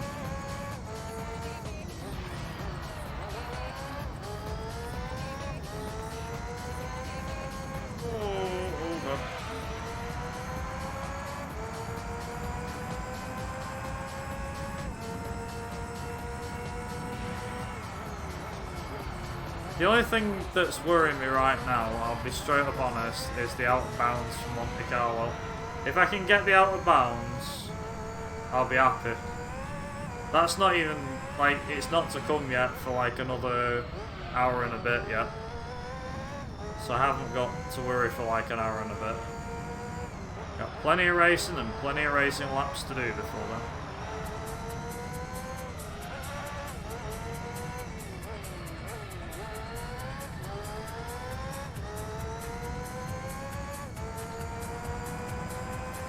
Yeah, basically, if I can get out of bounds like first try, that'd be amazing. The F1 car seems to fit really well through Monte Carlo's out of bound barrier, so if I don't get it first try, then hopefully I get it after a couple of attempts.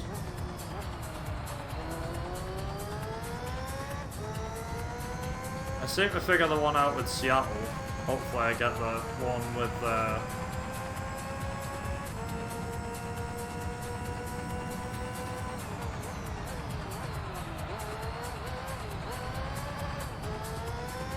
let's go. Hopefully I get the one with Monte Carlo. Whoa! Okay, that car really likes lifting off, doesn't it? Good grief.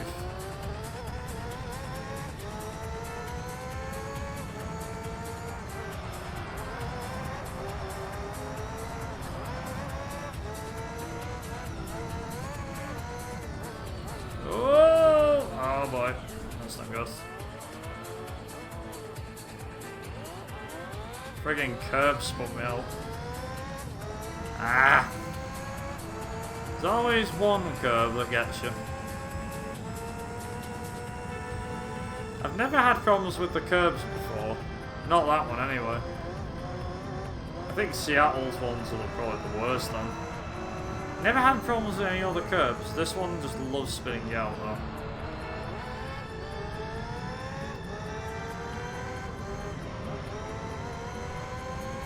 I know there's not like 6 seconds, Jesus. Can't exactly make that back up with a couple of good laps either. I got 2 laps, so I'll make them count, hopefully.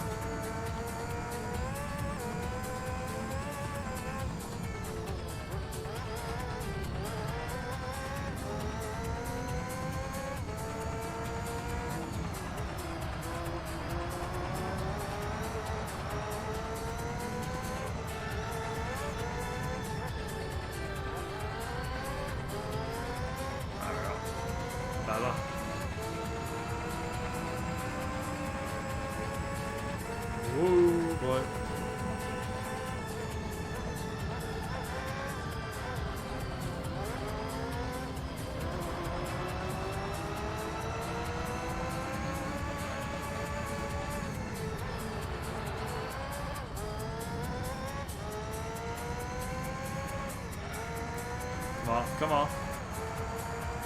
Ah, yes, just about sub 110. Lap of Seattle in under 70 seconds. That was satisfying.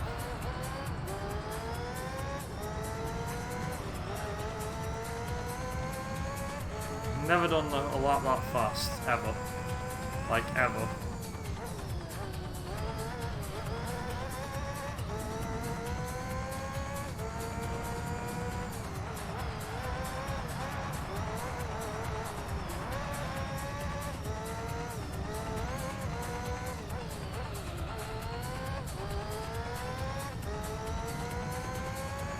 Luckily, once I get past this bit, I'm like, yes. Nearly there. Nearly home. I'm sorry, home free then. Almost home free. Also, Lexi, you wonder why I use the Viper and not the thing. I know I told you before, but allow the next race to prove it.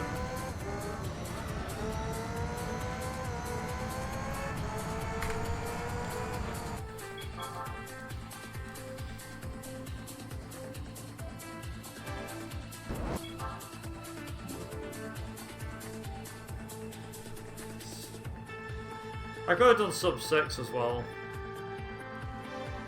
There we go.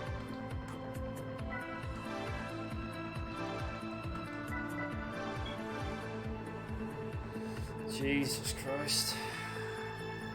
The pace that I'm on right now, this could be sub 330 then. Possibly. We'll see. So this Viper's got 1100 horsepower. This is my Viper I use. Right, so world record does our bro.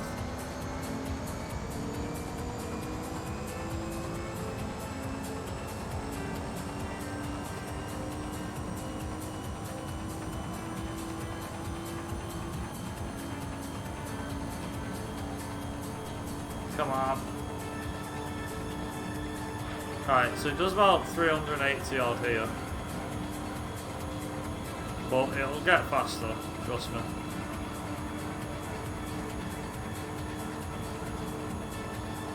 This isn't even at full chat. Just wait till it gets to full chat on the back straight. You'll see why I use this car for what I do. Alright, here we go. Open up your... Open her up.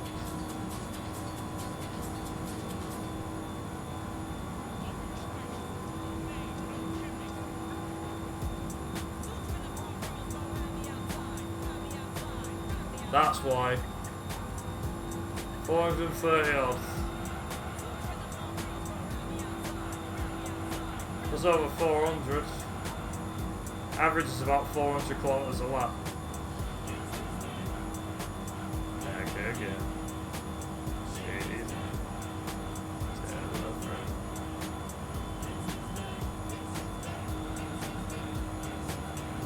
Basically, you know, like the wind. That Light the Wind race. I used this car for Light the Wind. No joke.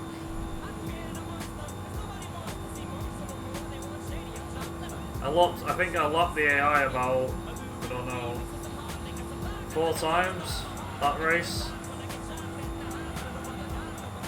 You have to pit like every 6 laps or something.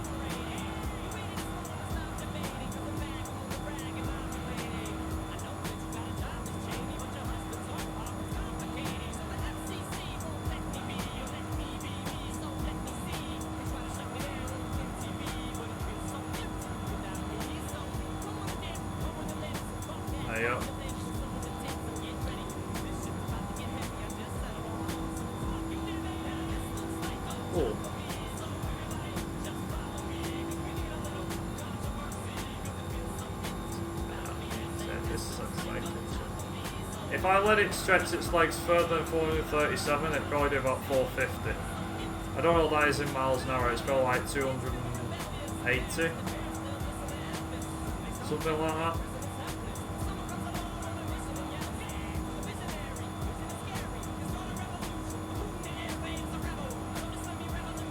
$279, Jesus Christ.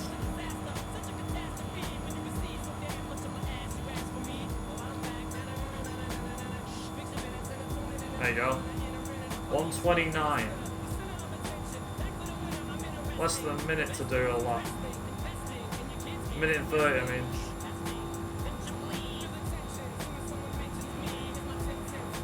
For context, the Escado, whatever it's called, does around, even with the wheelie thing, we'll do a lap in like a minute and 35 seconds. So it's 6 seconds a lap quicker, 5 or 6 seconds a lap quicker.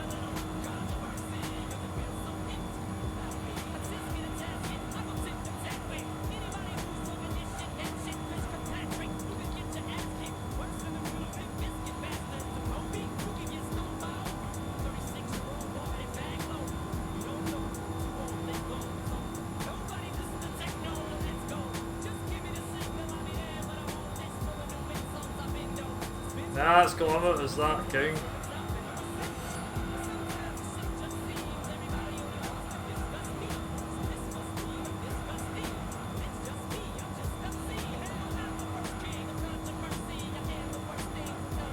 It's all kilometers that.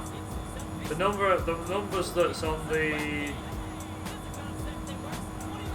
that's it. The number that you can see inside the first speedometer on the left. That's like number of miles raced, I think. Yeah. I think that's miles? How many miles I've done? It's like 3.3 miles now, or something. I believe.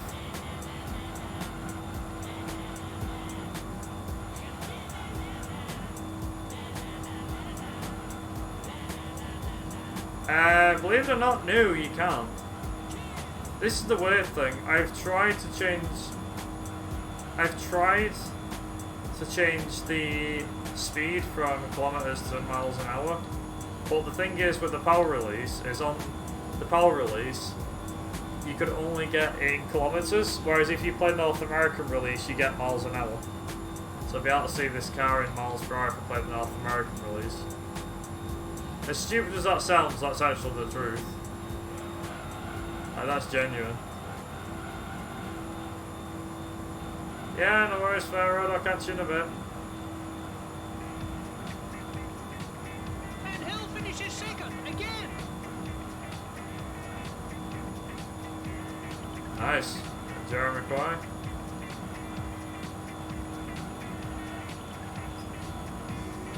Have I got any... Have I got anything after this? Right, okay, so I got Tokyo to Apricot. Okay, so we're back on the F1 car again.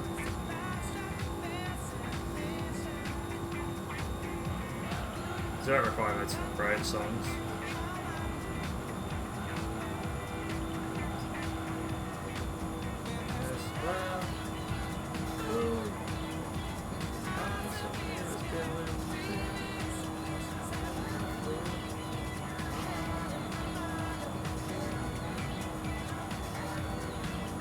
Yeah, buzzing hornets.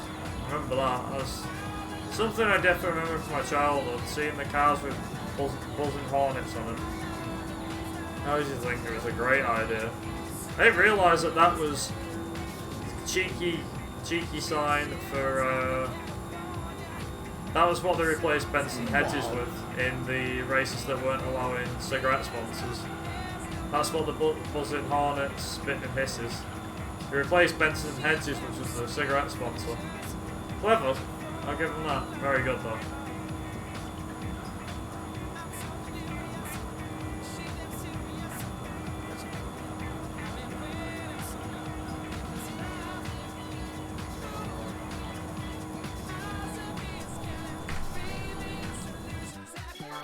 Ooh. Be on edge.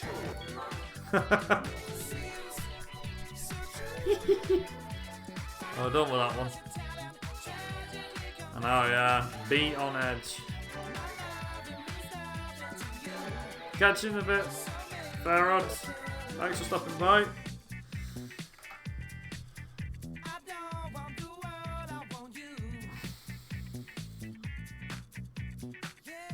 Glitched twice? Okay.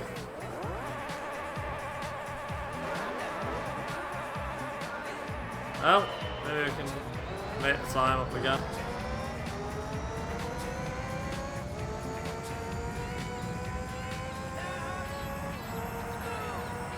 They're bringing Forza Horizon 4 to Steam? Oh boy. No doubt they'll charge full price for it. Can't say I'm interested in getting it, however, interesting for it to come to Steam after being stuck on Microsoft Store. Yeah. They'll charge full price for it. But the thing is, with it being Steam, they might actually put it on sale in like a couple of weeks. Or next week, maybe. I doubt next week, but maybe give it like a couple of months and they'll probably put it on sale. You know what Steam's like. Also, Tofo, you mentioned about a glitch. You say glitch, do you mean the wheelie glitch?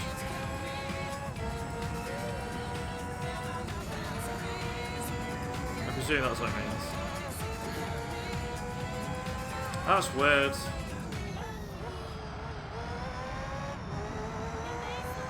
I couldn't ever get a lap done of like, you know, faster than the Viper, so, huh. Well, I guess that's something for me to try out next time I do this. The wheelie glitch.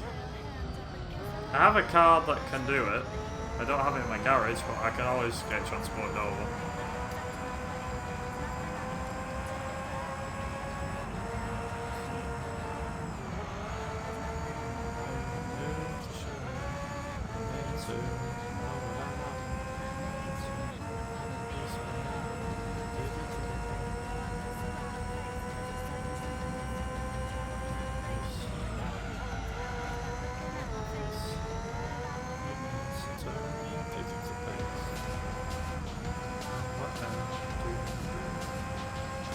remember the video for this being like a Mad Max style showdown between two bank robbers and a guy in his muscle car.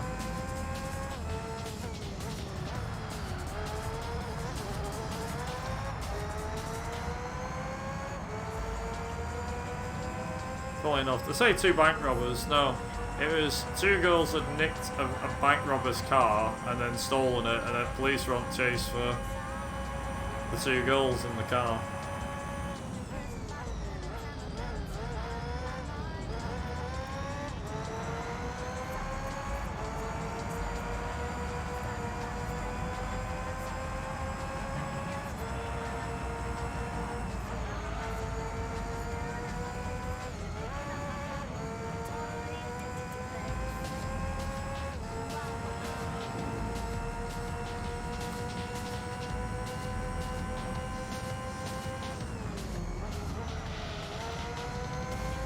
I find it weird how I didn't use the wheelie glitch and lost so much time. Yet when I tested the wheelie glitch, the car did not want to do the wheelie glitch. Oh. Oh well, my loss. It's fine. Pretty sure I can gain time everywhere else.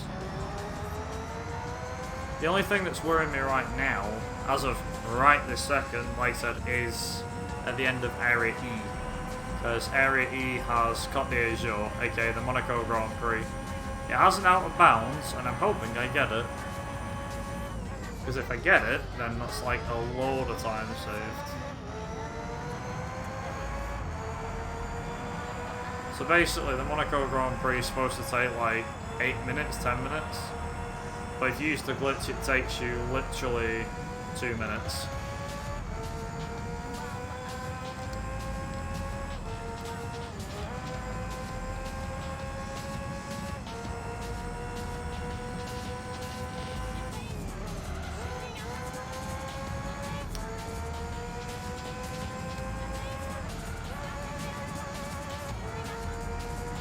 See, I've seen a setup of the car, and I know I have a Suzuki that can do it. I don't have it in my garage, but it's in my other garage, as in my main garage.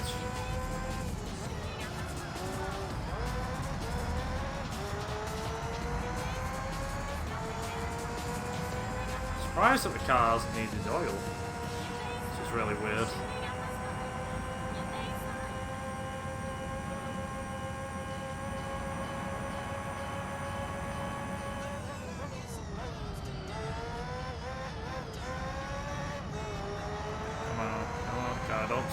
Don't start doing this now, come on car. I always wondered if the F1 car could do it, but there's that much downforce on this thing, I doubt that this car could even do a wheelie. It'd be cool if it could though. It'd be very cool.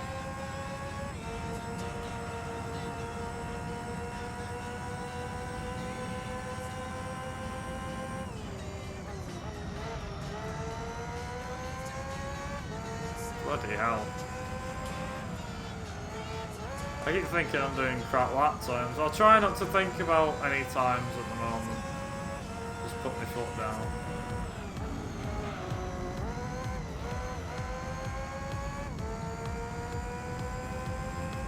Yeah, it'd probably push it down too much. I mean, it is an F1 car, so can't imagine it lasting too long.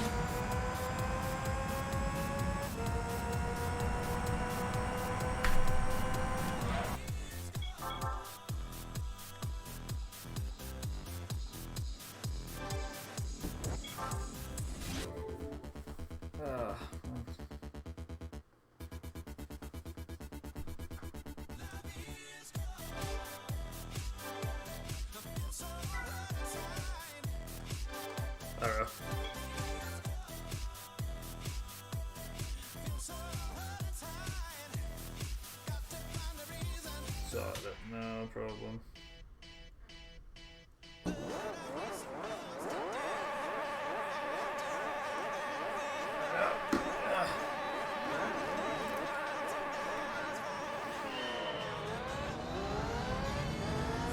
Right, but don't get my way. Oh boy. Just a shame that the whole run's quite a long one. The GT1 of Nightmares can do it. Yeah, you have to have over 1,000 horsepower in it. The thing is, I have the road car. The GT Race 1. GT1 race car, but it's the GT1 road car. But the GT1 road car won't do it. The race car will, but not the road car. Mainly because the front downforce can't be adjusted. The back can, not the front. Meme cars in GT3. Usually that comes down to two cars. The pink Yaris, because it's a pink Yaris. Or the pink Vitz, I don't know where you're from. The yellow Evo, I think it's the Evo 4. And surprisingly, there was a video that was out years ago. I wouldn't really call this one a meme, but I kind of class it as one. So there was a video a guy made a few years ago, and it was a Mazda 787B versus a Mini Cooper at Trial Mountain. And the Mini Cooper had to do 1 lap of Trial Mountain, and the Mazda 787B had to do 3 laps. Or 2 laps, I think it was.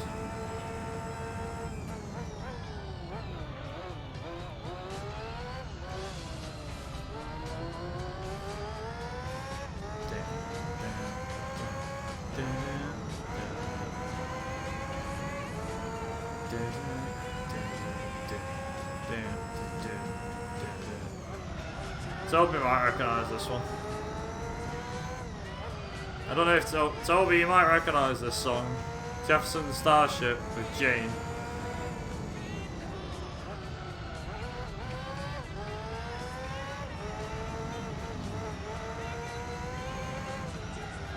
Funnily enough, this was in GTA 4 Lost and Damned on the radio for Rock FM, Liberty Rock Radio.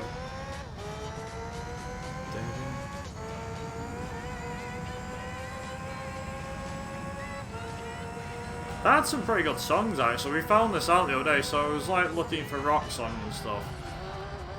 So I told my dad about Liberty Rock Radio from GTA 4, and he's like, "What's the game got to do with it?" I went, "Just trust me." So we literally like got the playlist of all the music that was in, you know, on the radio station. Stuck it on, he's like, "I like this." I was like, "There you go." And he's like, stick that on playlist, go on, stick it on. So he's got a playlist and half it's like music from GTA radio stations. Real songs, obviously. It's just music that he knows from, I know them from them radio stations, and he knows them from just hearing the actual songs.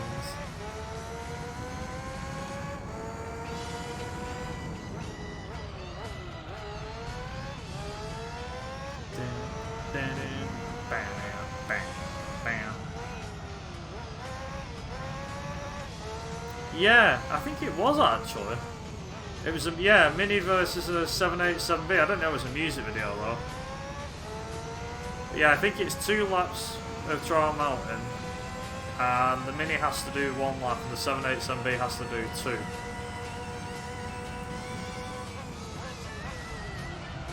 And you more or less like, it's more or less watching the Mini. Like the 787's going, "Meow," and then Mini's just like, it's slow. It's proper funny. 24.8, nice.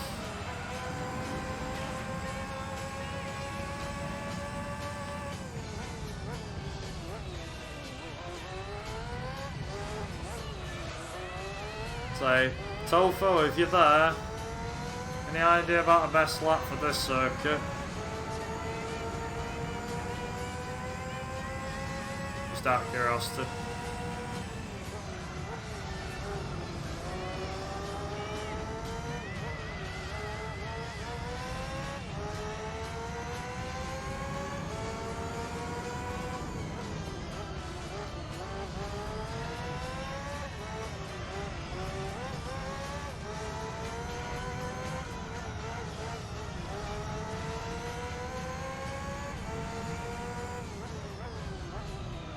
1:26.4. Okay, so I'm not doing too bad. I'm lapping quicker, that's good.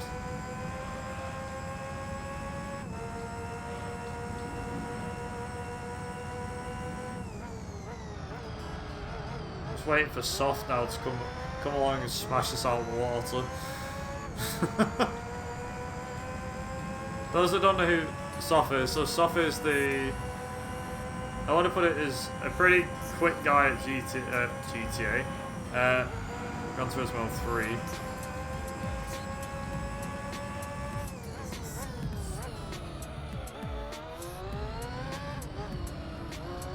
Very, very fast. And the guy is mega quick.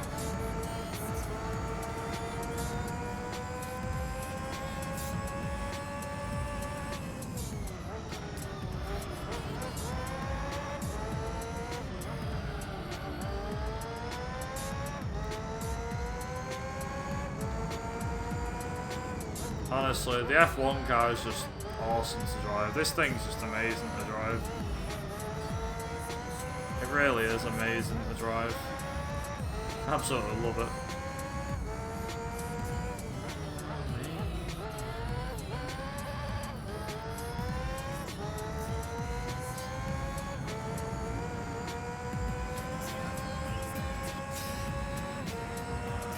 Oh man. We've been very close.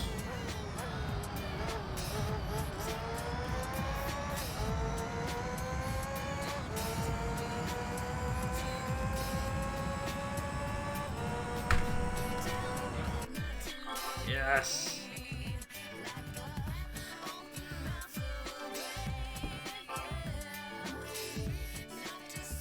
Right, Rome circuit. We got Rome circuit.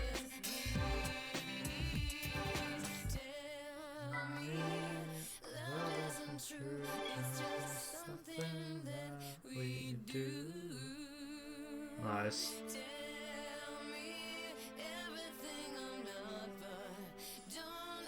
Four minutes out again.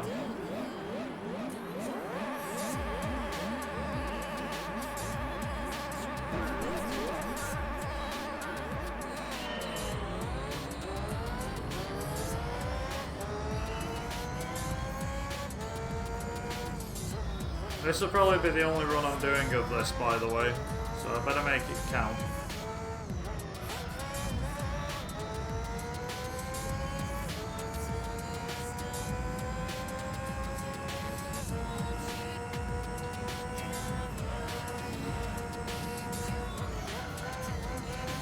As in, only run I'm doing of 100%, I think it'll be a decent time. And I mean, if there's time to save with the wheelie thing, then obviously I can come back and do the run again and save around a minute or so.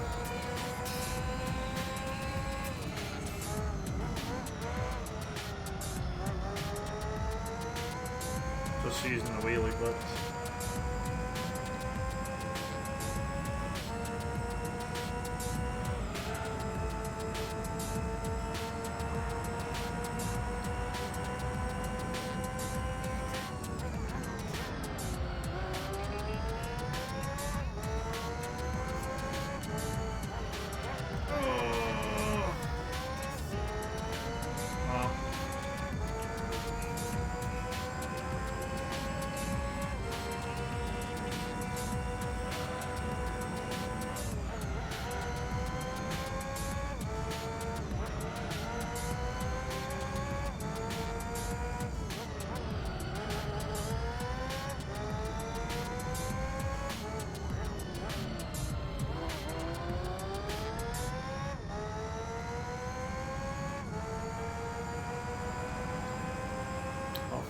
So I'm on...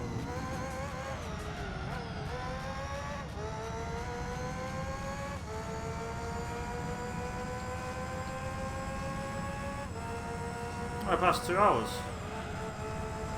Blimey. Oh, oil needs changing. That didn't take long, did it?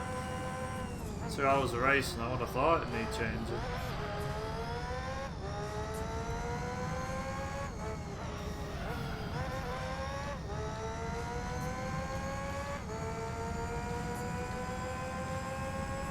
It's a shame you can't change oil between races.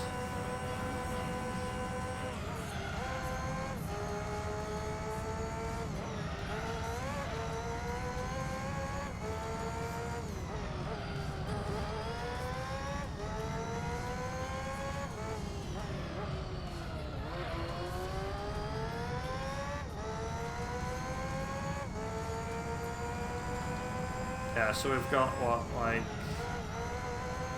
after we've done Rome, so we've got Rome, Apricot Hill, then the two races, the Tahiti Circuit, the Tahiti Maze. Now, Tahiti Maze is the one I'm dreading. Tahiti Circuit's a piece of cake, but Tahiti Circuit is going to be the pain because of the tarmac. The, like, main part of the track is terrible.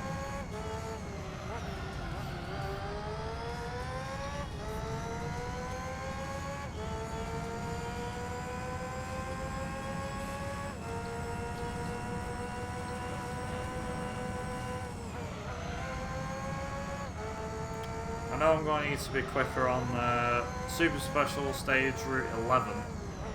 That's going to be a laugh.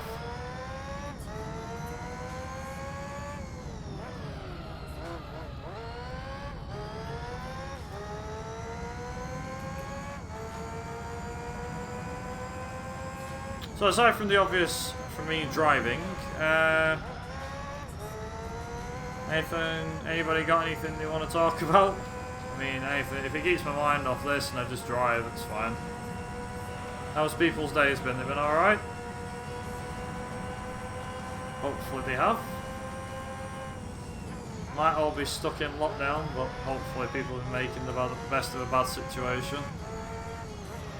Unfortunately, I'm still one of the rare few that has to go to work every day and stuff. Just can't work from home.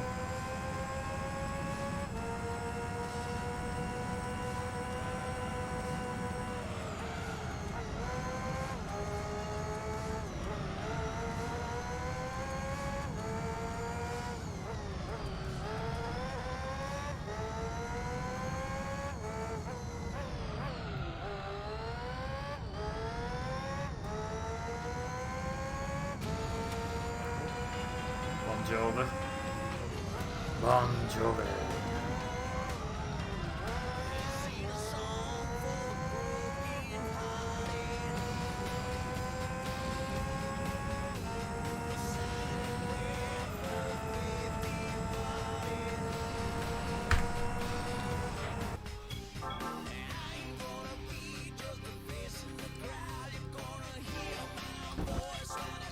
Not sure if there's a stat on how many people in the UK are still going to work each day. Not been to work for almost a year now. Damn. I know there's a couple of people that have obviously been furloughed and people have been out of the job, so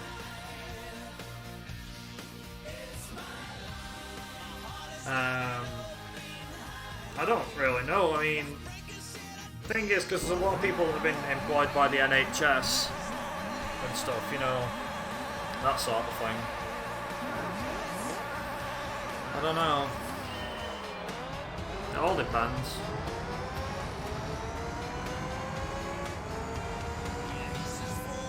I wouldn't say forever, King. It won't last forever, this.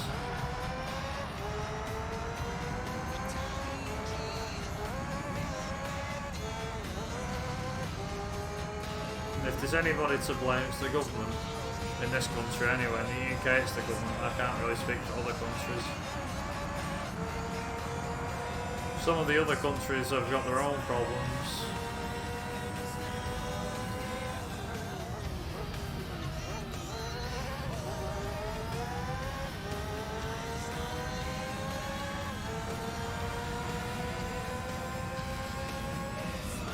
That's the one thing you can say. It's like, it's the government's fault. Yep, that it is.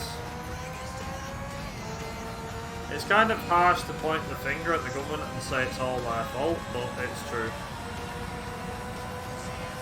Say the honest truth.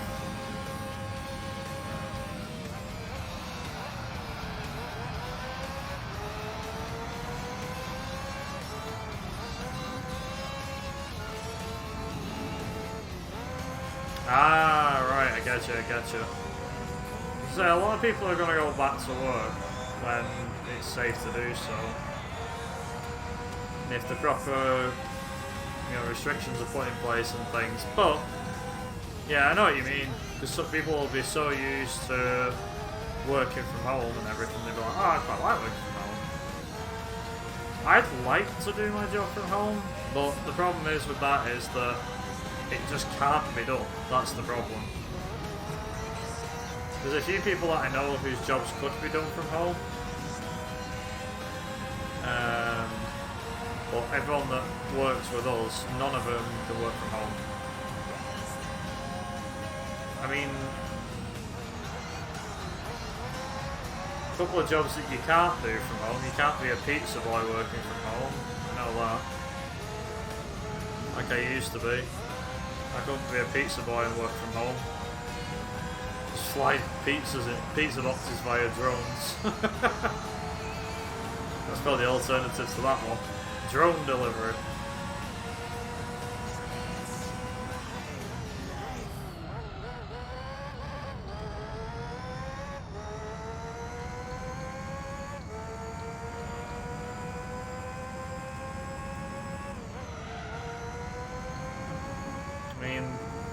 Some of my old jobs could easily be done from home, but again, for the most part, probably not.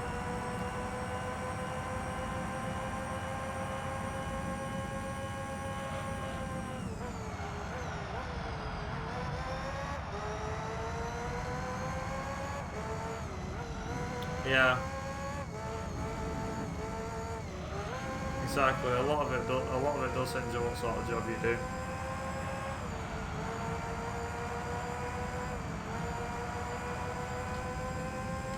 Like certain jobs require you to do a job where it's quite physical and there's a lot to it. You have to actually be there to do the job. Whereas some are like, okay, you can do everything via Zoom meetings. Like for example, keeping documents and stuff every now, like once a week, go to the offices and things. Alright, welcome back. He's back again. And in a 57. That's impressive. Well, not the best lap in the world, but I'm certainly impressed with that lap. Bloody hell. I don't know what happened to the music. The music disappeared. How are things looking? Yeah, good. And I'm starting to wonder where the hell the music went.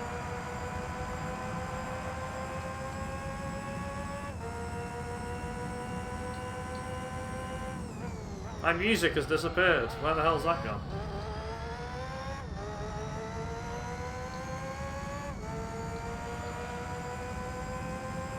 That's alright, Riv. No worries.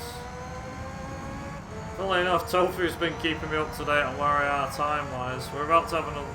If Tofu, any chance you can give me a split after I've done this race? Now.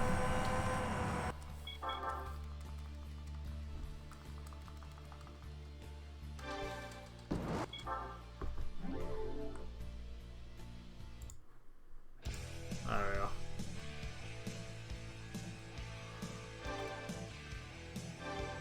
To hit your circuit.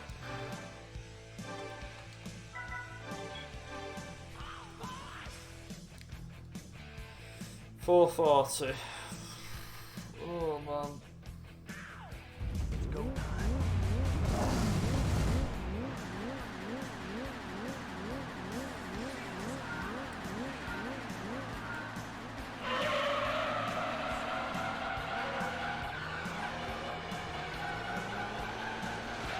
To hit your circuit can suck a fat one. I don't like this circuit at all.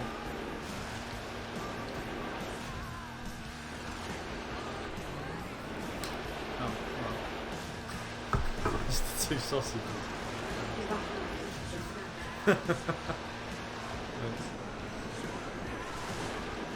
Don't let Jack get in. All the dogs. Thanks.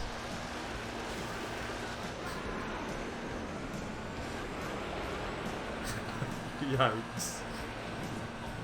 Yeah, this thing's fast. For people wondering, wait.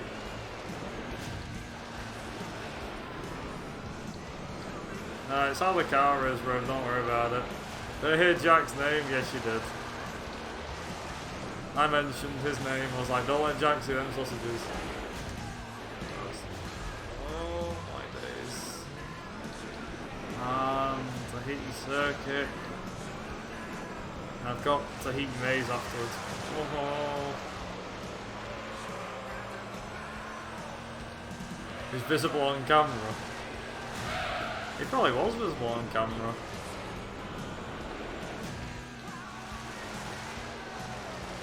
Riv, you don't drive this car properly.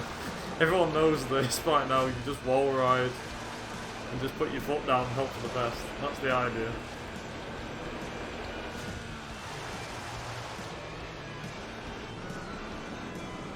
Hey, duck. Digital duck.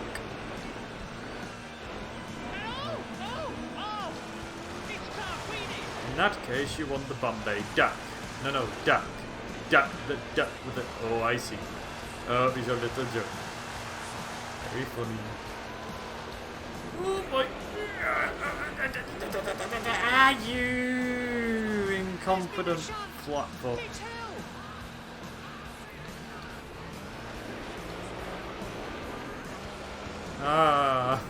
Actual track require actual cornering now.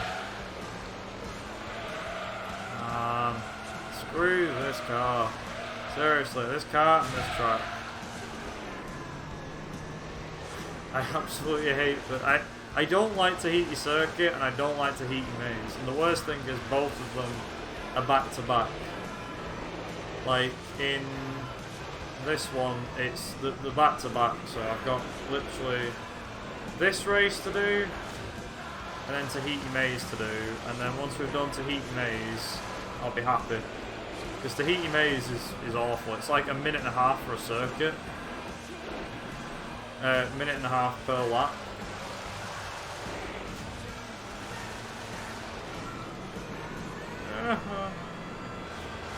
Worst combo, yeah, pretty much.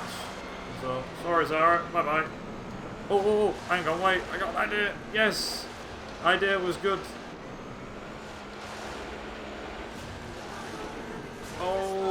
Oh no. Oh no. Okay. We're good.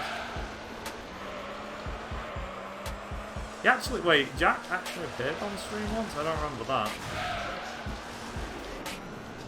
Oh, maybe he did. Thanks, King. Oh my god.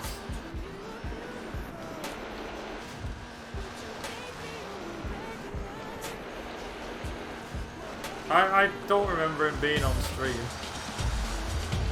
El Peronop. Thank you very much for the follow. Oh boy. God. A Skewdo monster that just goes quick. Very quick. And I have no brakes for this thing. Like, the funny thing is, before when I was doing Swiss Alps, I was using the brakes, and now I'm like, I don't need to use the brakes. Like, brakes? What are those? Nah.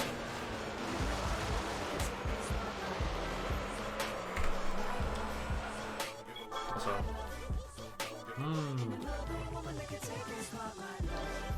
Rations. Sausage.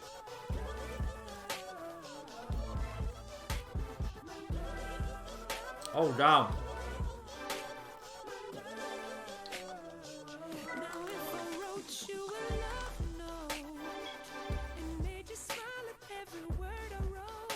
I think that was your mum singing, yeah.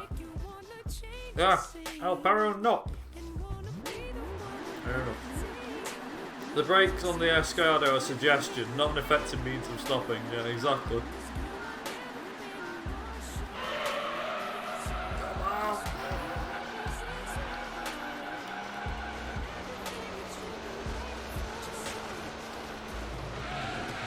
You do not control the Escada.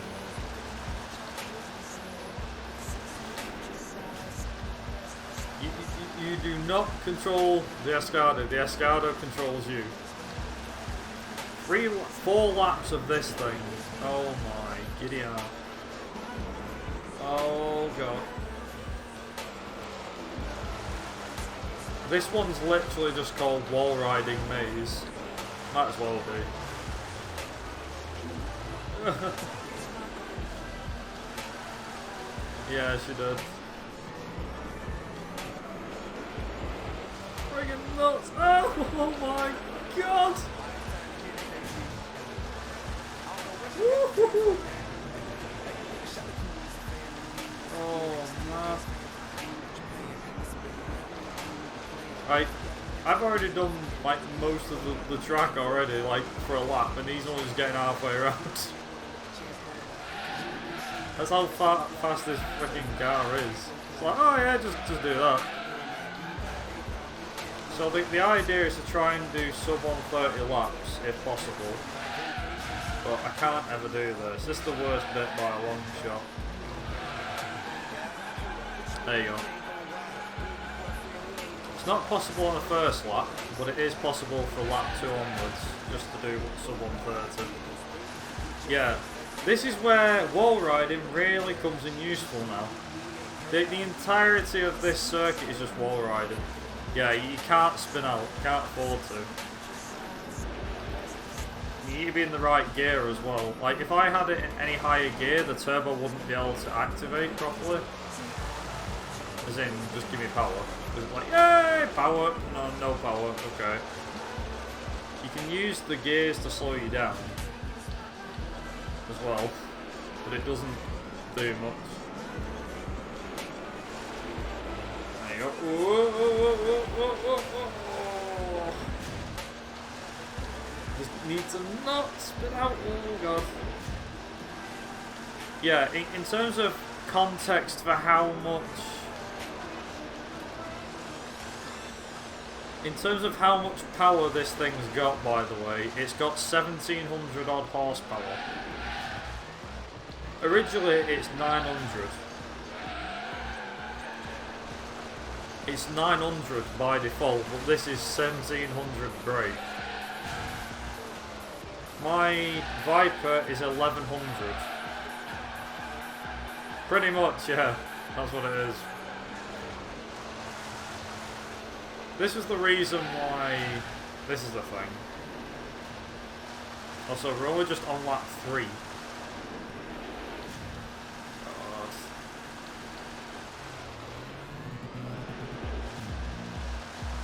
Oh god, this song does not make this race any easier.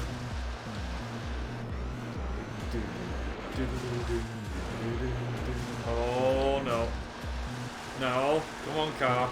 Get together. Come on. Come on. Get together. There we go. Whoosh. Round the corner.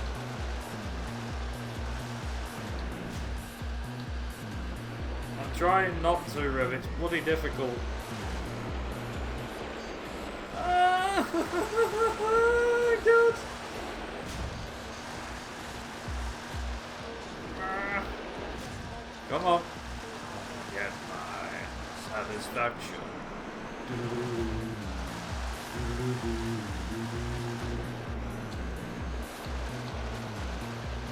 I cannot imagine what this must feel like being smashed about so badly in this car. I seriously cannot begin to imagine how bad this would be.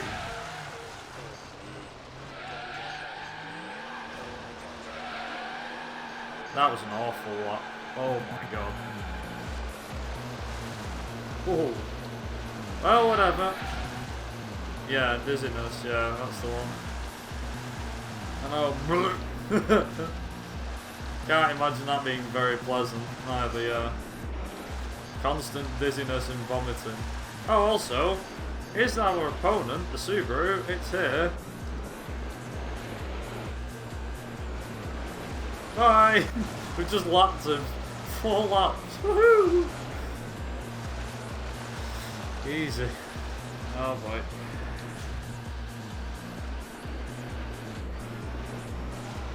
Laps in a 4 lap race. You know it's bad when you're getting friggin' laps in 4 lap races.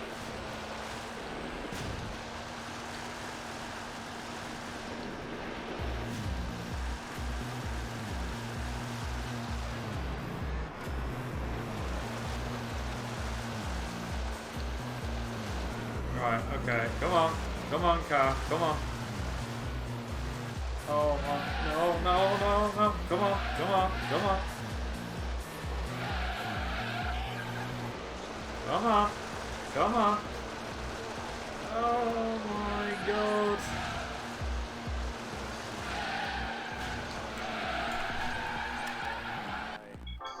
Bleeding out.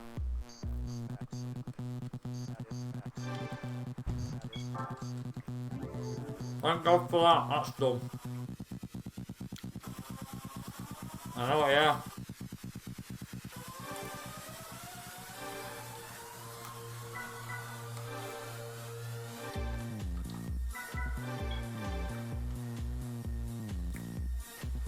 I'm still up. Yes.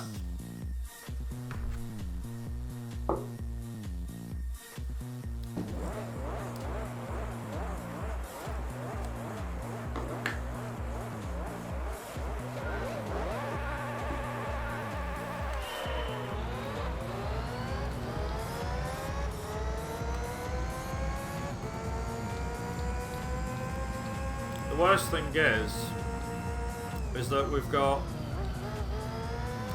one more rally race after this.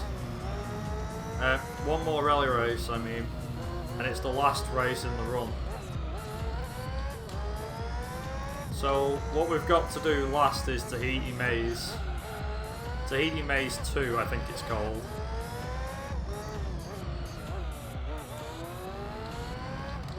Also, in case I haven't said already, this is my least favourite track because of how friggin' long it is.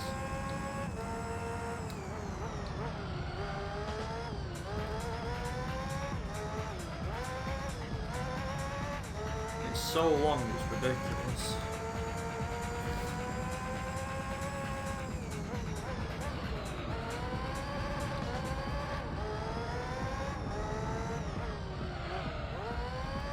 Luckily in an F1 car you can go faster.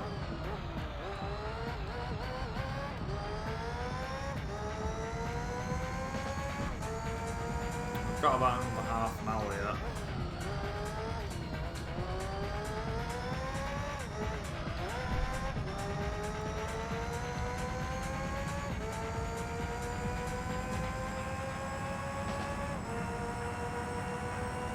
Yeah, it's like a 7.5 minute race, this one.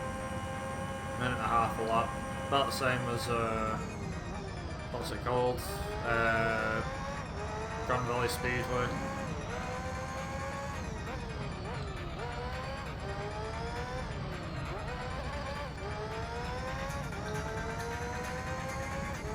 Wait, I haven't got... Oh, I haven't got the splits properly done. Oh well. I thought I had.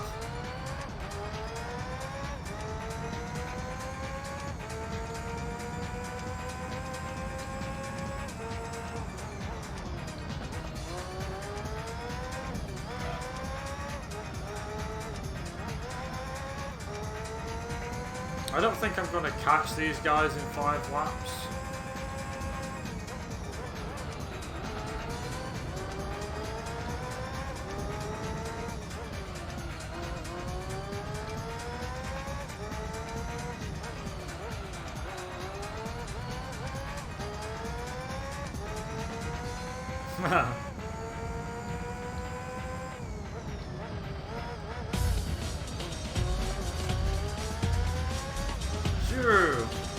Thank you for the follow, although I'm pretty sure that's an alternate account that you've made, Shuru. Is that you? Shuru? Nani? Is that you? There you go. Just to ask, Tofu, actually. Tofu, sorry. Tofu.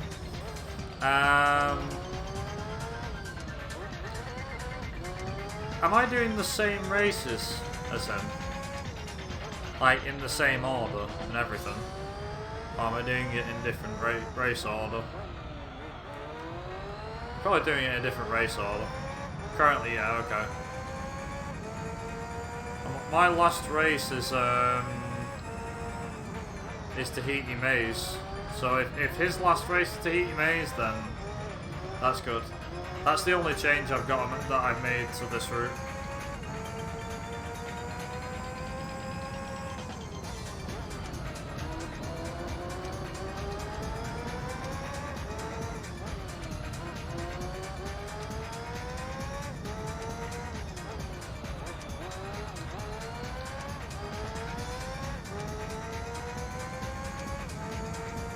If his run ends on Tahiti Maze, then that's good for me.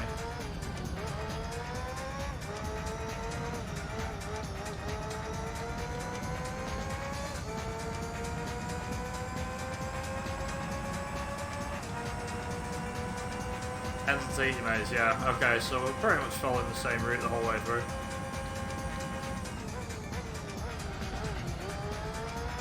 Okay, 3 messages popped up in one go then, so I'm going to try and round off each one.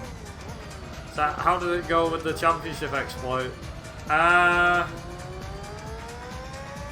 haven't tried it yet, Mick, to be honest. To tell you the truth. I will give it a try, but I haven't tried it yet. Like I said, I've just been testing out the trade thing, because I never used it before, so I just wanted to see what the whole deal was with it. Also, we have, I have 3 things, so that's the first thing, Mick. Retro's asked, so what's your speedrun plans for the week?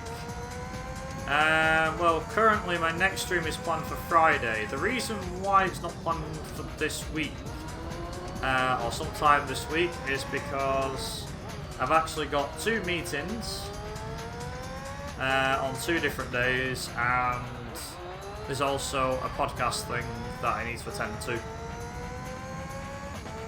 as well. So chances are it will be Friday. And I have no idea what I'll be streaming yet. Yeah, it is. Riv, you guessed it.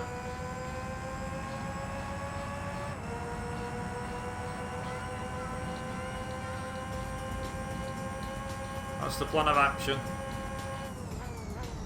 Although it won't really be a podcast as such, it's more like, it's going to be a bit shorter than that. I'm not going to have it like an hour and a half, so it'll be more like 20 minutes or so, I would have thought. I'd hope we're like keeping it short. It might be half an hour, I don't know. I don't want to get it on too long this time, you know, don't want to drag it on too long, that's what I'm saying. I didn't want to drag it on too long. No, we're more or less going to do it in one big go, I think, but it won't be a case of being like an hour and a half.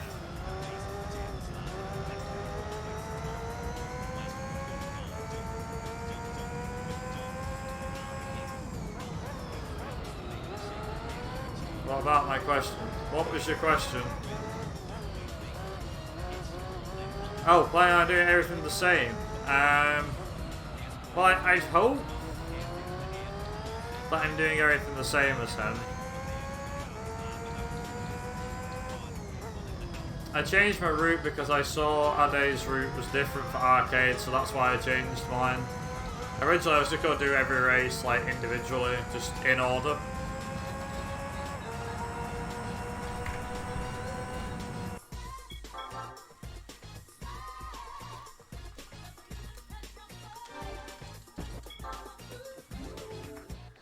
Well, that's that one.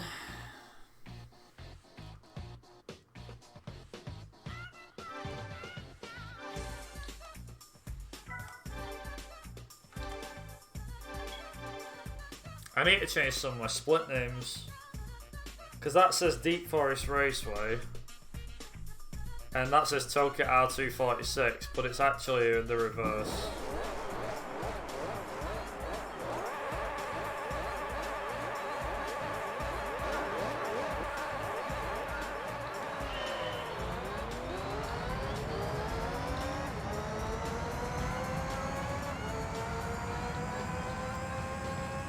Yeah, like I said, the only thing that's worrying me right now is to come in about 3 races time when I get to Monaco, because Monaco has an out of bound glitch which we exploit to do the race.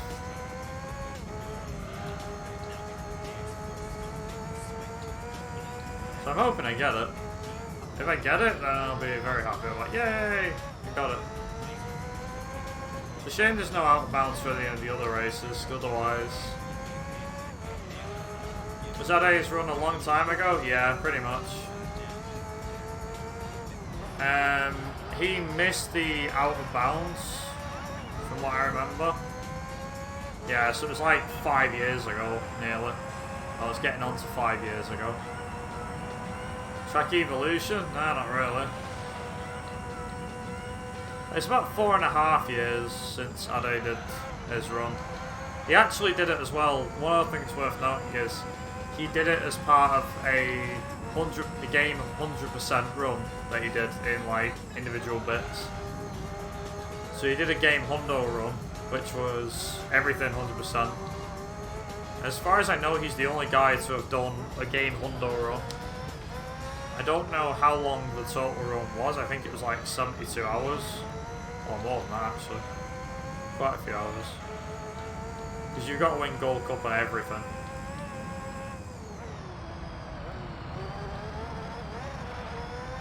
You say that's crazy. Buck did friggin' Gran Turismo 4 last year.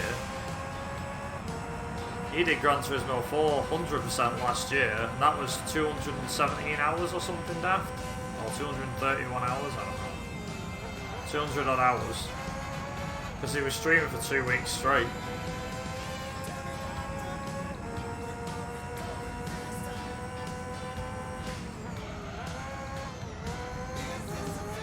Don't worry, it wasn't just one guy on his own. It was Tyler, Buck, and 2 other guys. There's 4 of them, and they all did it in like 6-hour shifts. And they all used the pedals, like, yeah.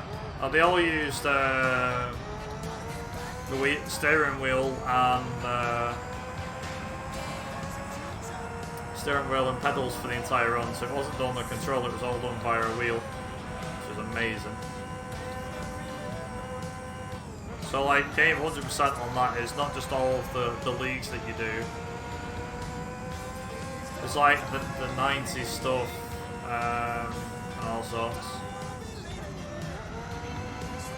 Each individual, like each car, most car manufacturers have an individual,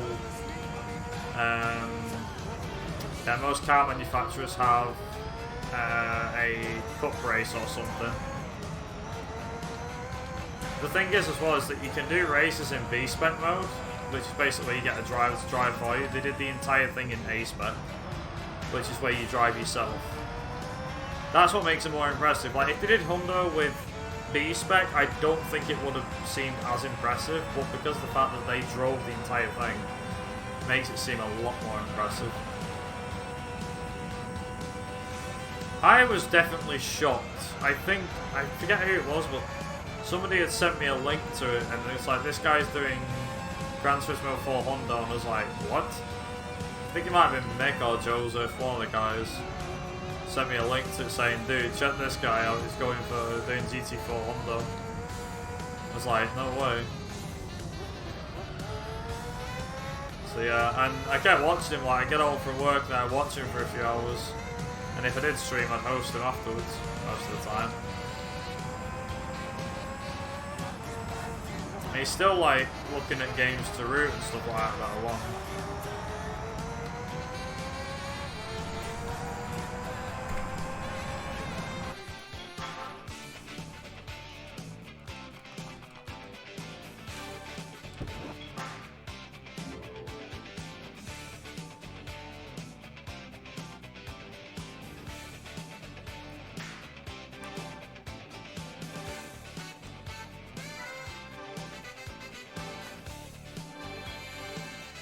Yeah, GT5 would be insane. I've got GT5 and 6 on my PS3, but I've yet to play them properly. I played like bits on my cousin's PS3 and stuff, so I have played the games, but I've never actually like played it from the start or anything like that.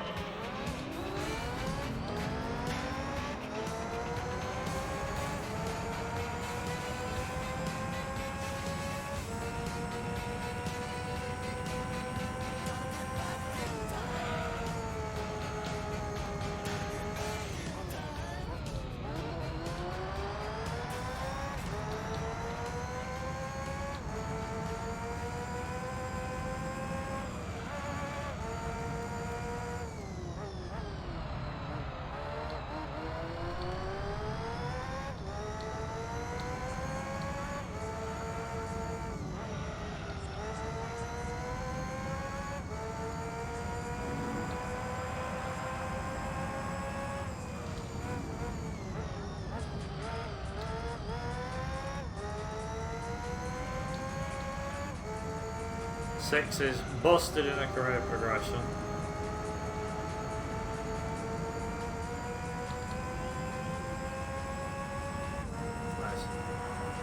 Busted in a career progression sense and a license to mistake. Decent driving though. Which one's got the space mission? Is that 5 or 6? I forget which one it is. One of ours, the space one. I think that's 6, isn't it? I'm not sure. I'm quite looking forward to giving GT5 and 6 a go, to be honest. I obviously played GT5 through first. I don't know, I wouldn't say I played through to completion because I haven't beat any of the Gran Turismos to completion. Like, I've never beat the Gran Turismo games to 100%. I've just played them because I quite enjoyed them and stuff. I have to admit, it does take a lot out of you though. It kind of drains you to play these games for such, because like, they're dead long anyway, lengthwise.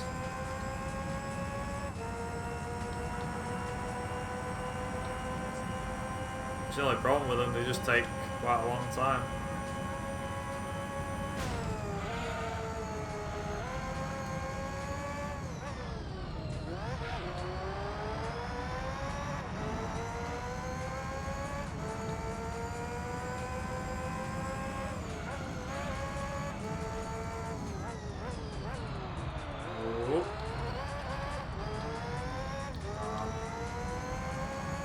Driving's not great here. Oh god. We're getting there though, aren't we?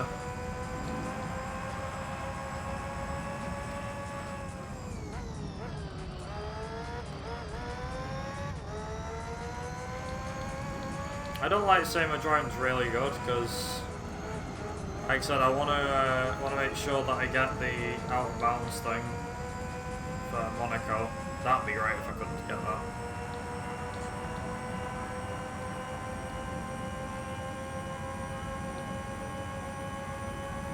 I'd love, do you know what I'd love? I'd absolutely love to get a friggin' sub 1 minute lap on this circuit, I really would. But it'll never happen. I've got to save 4/10 of a second, like how the hell am I supposed to do that? Wait, that's half a second I've got to save, somehow.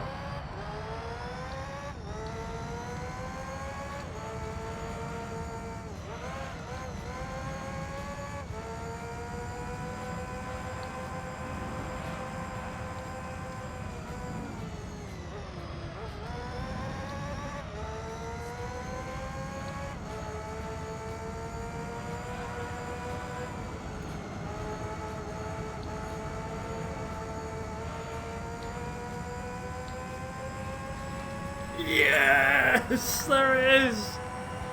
I finally did it. I was like, yeah, it's not gonna happen. Boom, sub 1. Holy crap. My dream is complete. Been wanting for years to do a minute around this lap.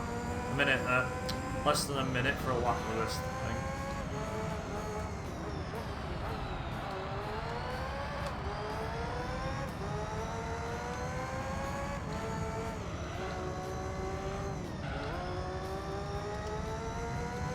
Come on, they're right there. I can get them. I can get them. Come on. Oh, he spun out.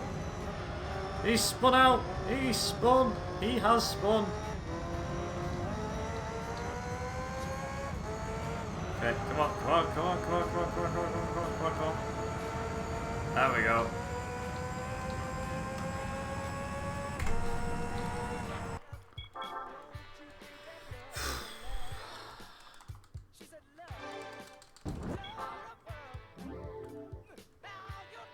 Bloody hell.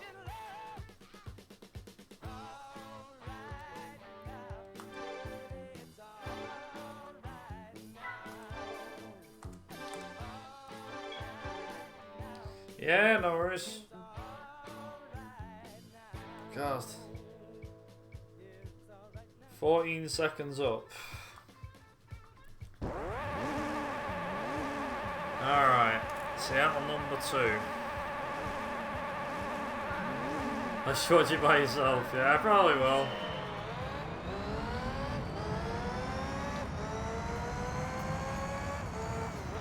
Whoa! Bloody hell. Zonda's aggressive, isn't it? Good grief. Oh, Zonda's on steroids.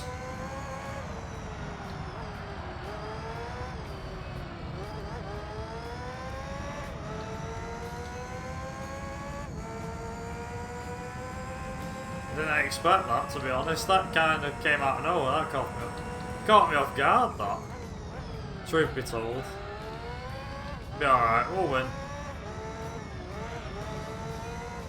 We'll win. I've got enough power anyway to keep me ahead.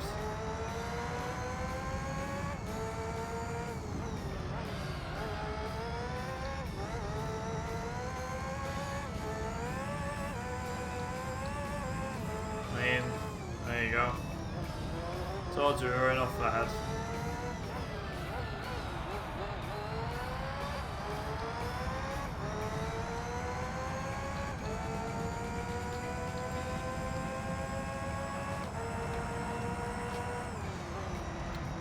Okay.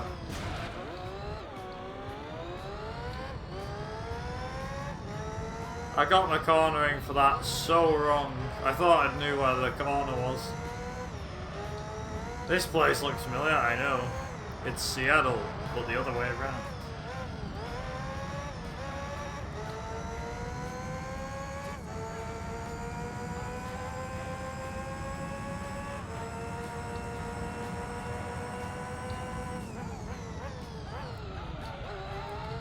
That's like a mirage, but the other way around. Okay, right, let's just let's see what we can do. I don't think I gained much time on this circuit, because I did spin out last time, and the downhill bit is a killer. And this bit here is a frigging killer. It's awful, that bit of the circuit. Right. Try again. Take two.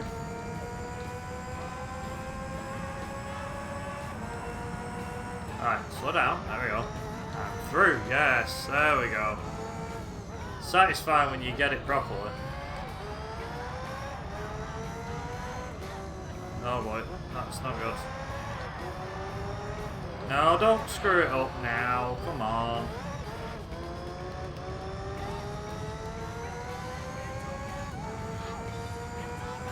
The only problem with Seattle, it's dead bumpy. So the F1 car, it's just not... Like, every other circuit is fine, but Seattle is just bleh. Hopefully Monaco is nice to me. This is where we find out that Monaco is not nice to me. Bleh. Mom. There we go, thank you. How's the finish? Blah.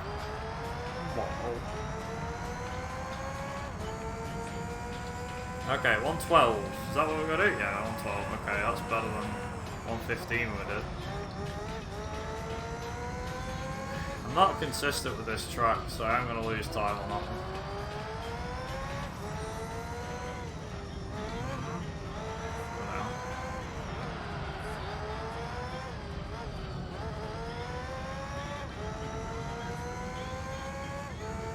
3 seconds or so better. I don't actually know what I'm doing against him. The fact that I keep saying stuff like, oh yeah, I wonder how fast I'm going against him. I shouldn't really be thinking about this sort of stuff, but I am.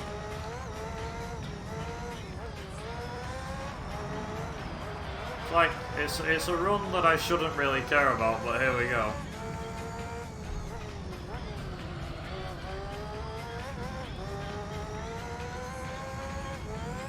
We're on lap 4, okay.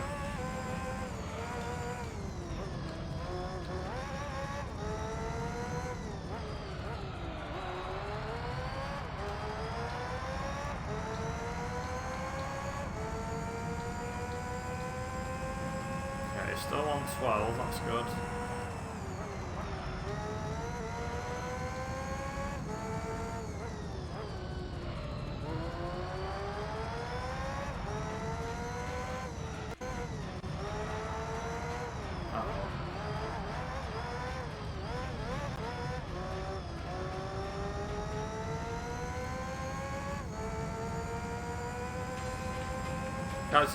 Catch car didn't like that then, did it?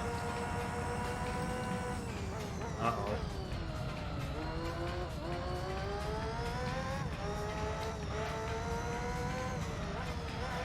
This is like, don't do that.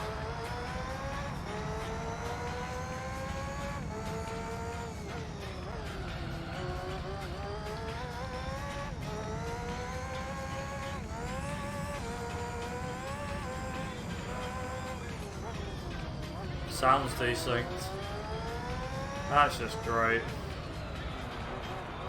The sounds desynced from a frigging capture card.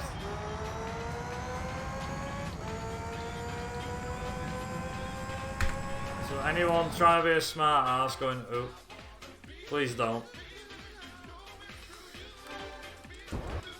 Alright.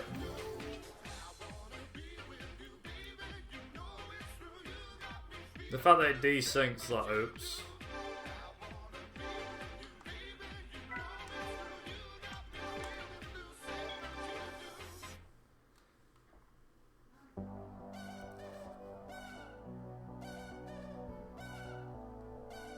Right.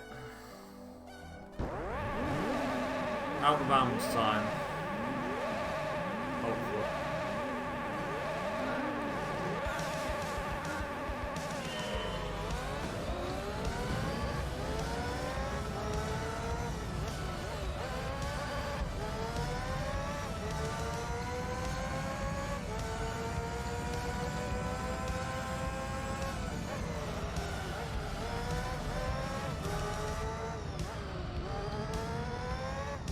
Yeah, definitely worst track on the calendar, this one.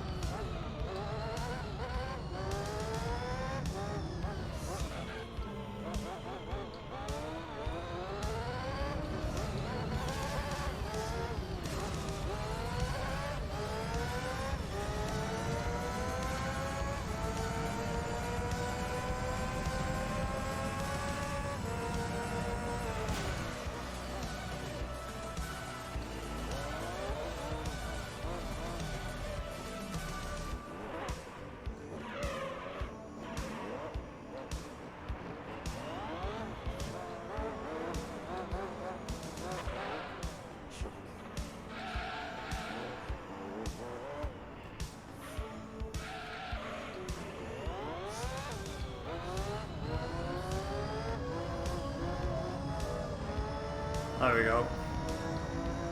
So here's the out of bounds. So you do this.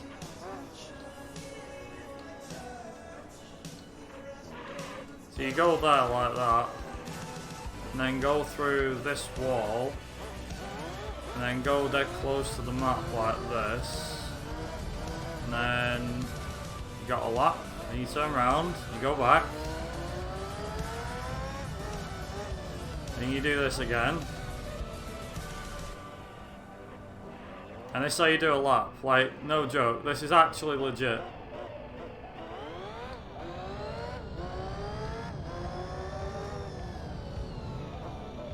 Yeah.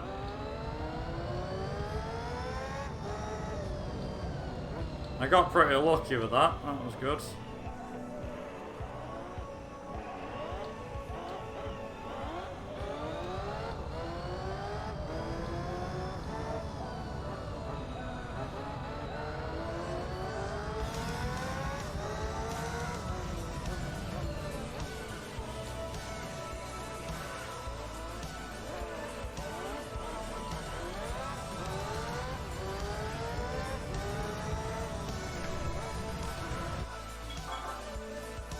There we go.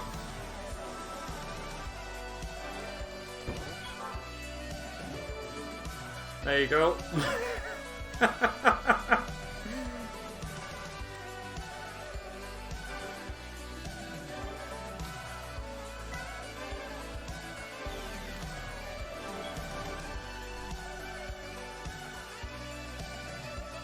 Oh man.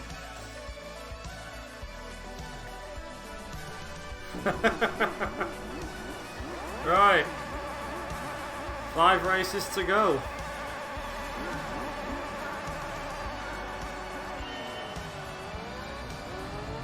Wet version, yeah. Oh no. So the weird thing is, for the wet version, they actually put less cars on the track.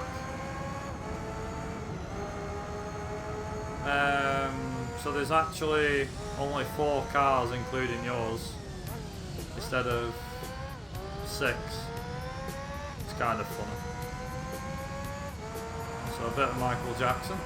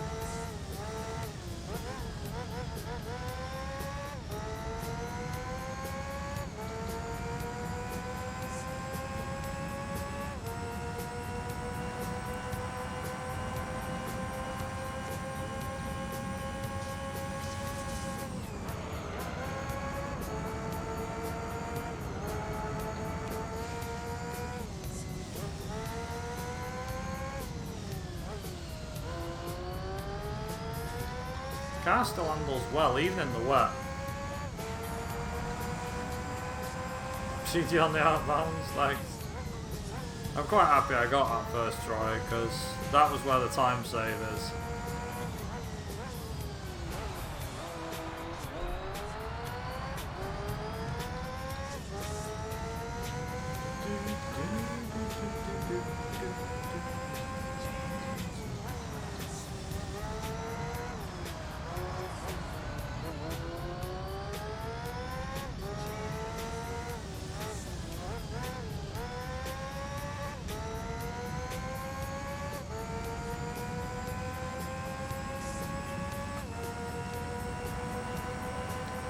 No, I know what you're thinking, Lex. I think you might be thinking of the tyre barriers in Seattle Circuit 2, where you can do the wheelie glitch because you can just drive forever. That. I've drove around the entire map trying to look for like a checkpoint or something to activate, but everything gets you back in bounds again, which kind of sucks. Like a lap takes longer. And you can't. Yeah, I think there's 2. Is it 2? There's 2 checkpoint things on the circuit. Monaco has 2 actually, but you hit the end trigger. So as long as you hit the first checkpoint and the end, you're fine. But there's no way of hitting the first one. Like, there's no part of the track that lets you hit the first checkpoint. Out of bounds, I mean.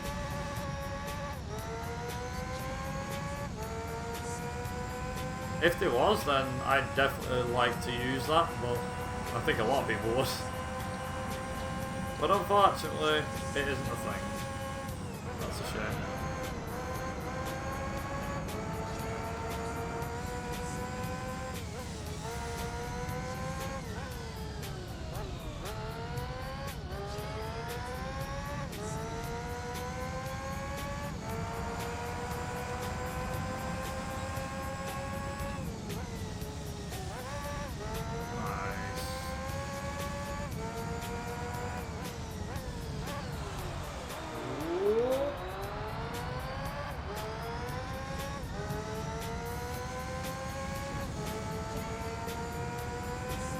I should just go about mentioning that this is my first run at Arcade Hundo. I had a crack at any percent yesterday and beat the record, which can be improved even more if I get it right. I think that might be beatable by like 2 minutes actually, because if I got out of bounds first try, then it probably would have been like... Yeah, it probably would have been record by another 2 minutes. I'd say. It's got at least 2 minutes time save. And there's definitely a minute time save in this run because of the wheelie glitch, Escudo for test course. That saves a minute in amongst itself, so...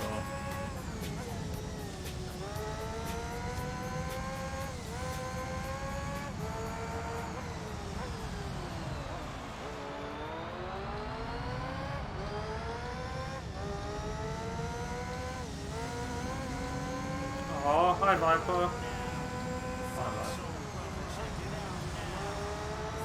Get out of the way, dude. I haven't got time for this. I got a speed run to do, my dude.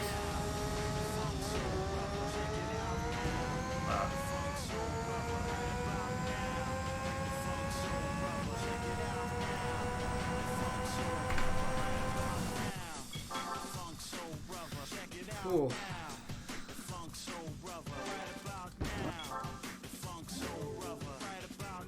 Got some toast on the go? You lucky sod.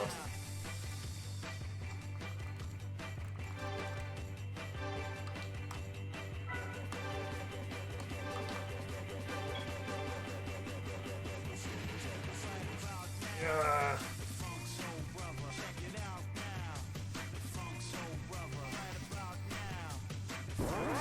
I'm alright, I got a drink.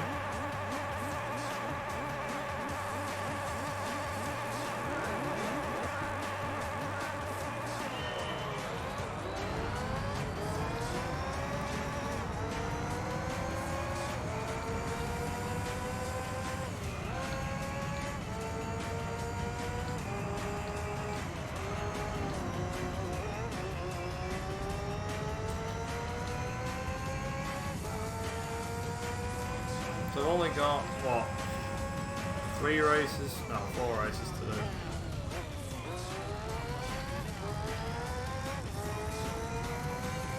About another 30 minutes? No, 20 minutes.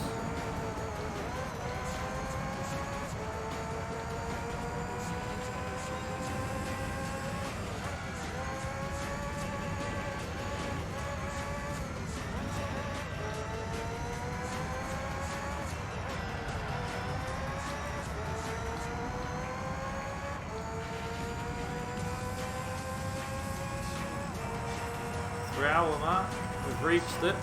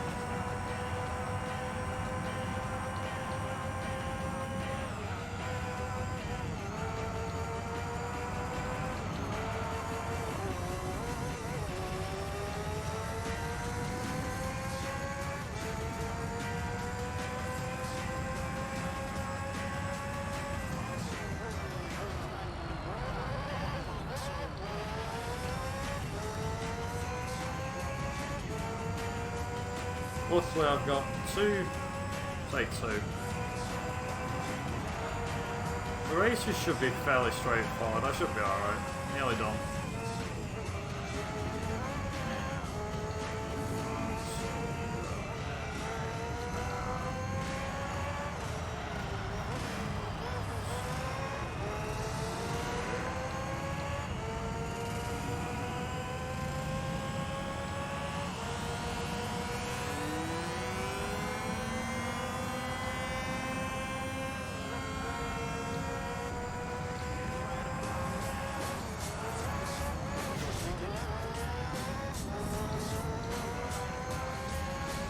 All I need to do is just do these 2 laps, and luckily this is a track that can be done in 5 minutes. Same with the other one. The Super Special Stage Route 5 can be done in like 5 minutes. But Stage Route 11s takes like 7 minutes.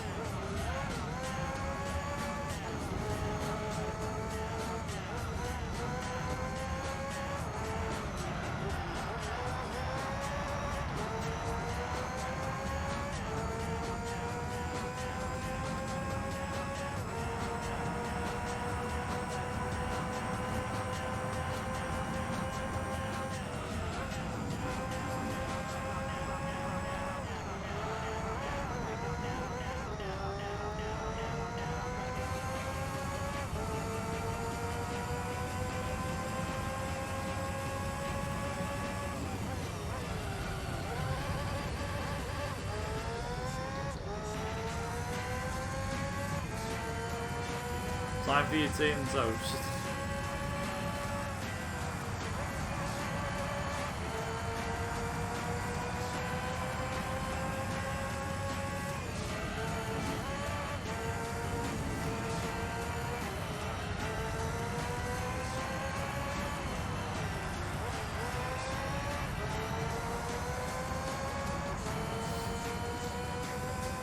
Yeah, sorry if I'm keeping quiet. Just trying to...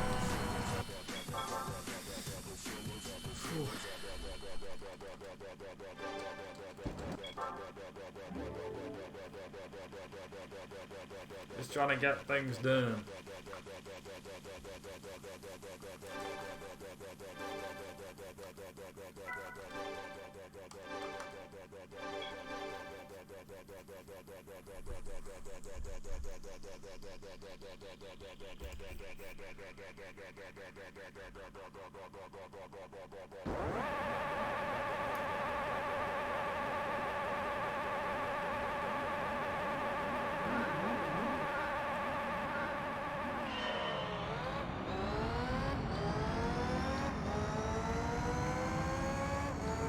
Man, you evil bugger.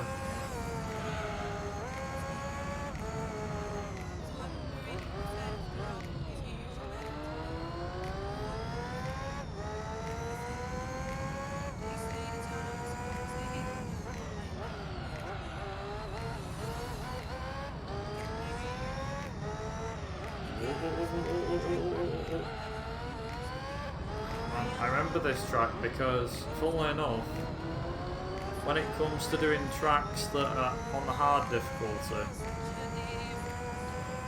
so I actually had done this track before, and because well, basically, here's the thing.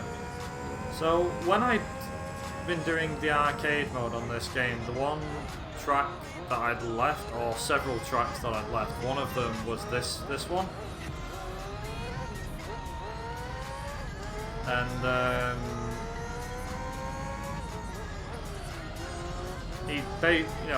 basically I'd decided, oh, you know what, I'll do it with this car because at least this will be able to make it a bit faster and make it a bit easier. I was right, it did make the race a bit easier and a lot faster as well. Nice. Did you hear he's finally signed a contract? Yeah, about friggin' time he did. Saying like the worst thing is it's only a year. It's like, does he not want to be in uncompetitive machinery? Is that what it is? Hamilton doesn't want to. He signed a 1-year contract because he thinks that what? Does he think Mercedes is going to become uncompetitive? Oh dear! What a shame if that was to happen.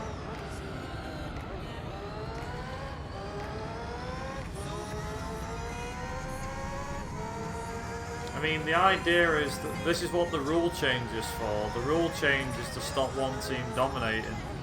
Granted, the last set didn't exactly work, but he's hoping that this set will definitely work. So maybe he's actually worried, you know what, crap, all the other teams are going to catch us. Like, yeah, what's your problem, Lewis? You wanted more competition, you got it.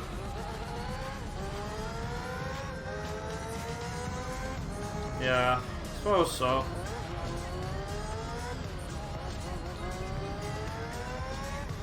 There's going to be something that Mercedes will be able to do. The thing is, because one team's dominating so much, because one team's dominating so much, it's like, at the end of the day,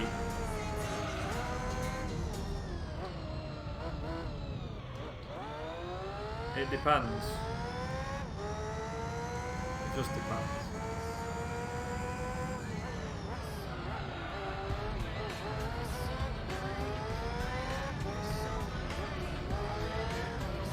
I'll be honest, I think it's like Schumacher. I don't think that anyone could be... I don't think that anyone could beat Schumacher when he was his teammate.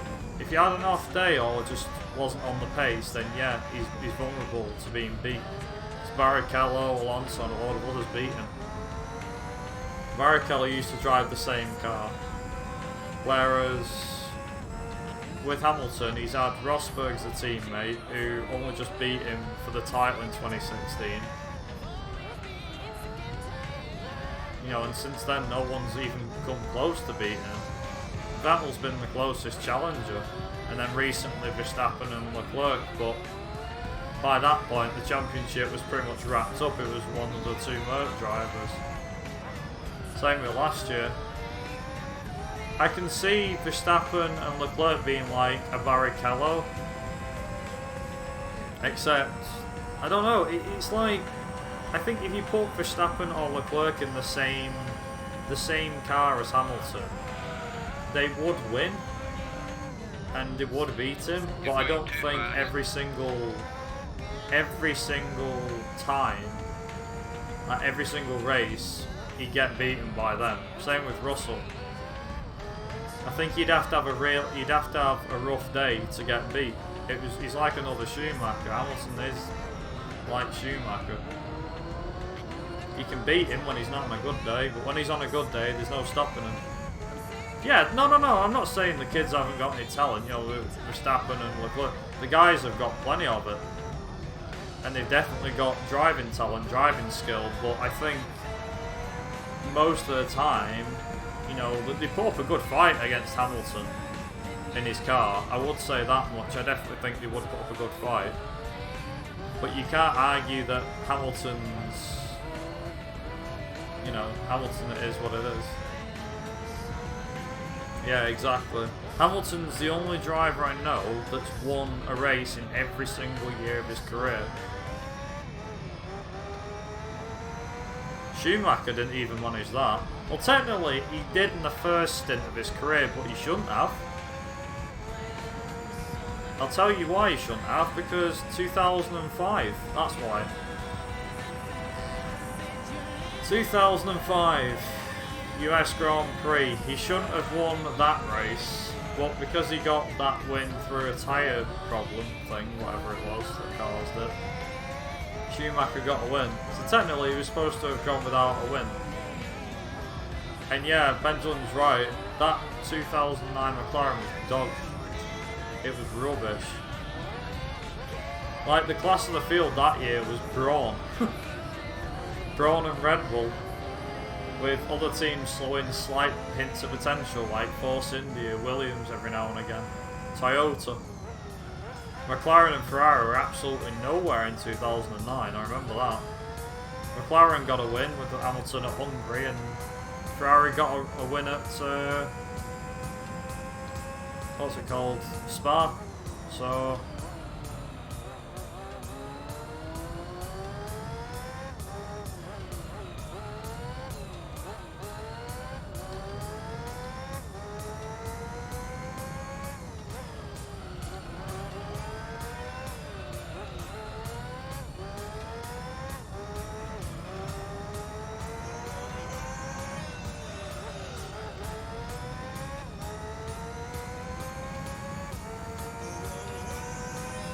I think we'll be done with the races in like the next 10 minutes or so.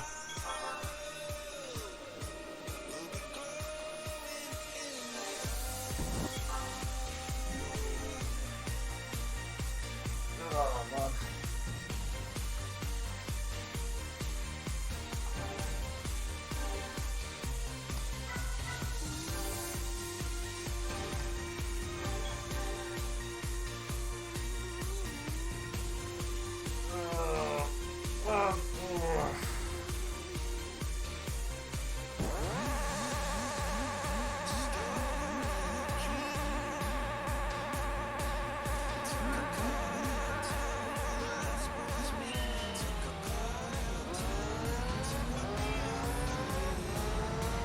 More wet action.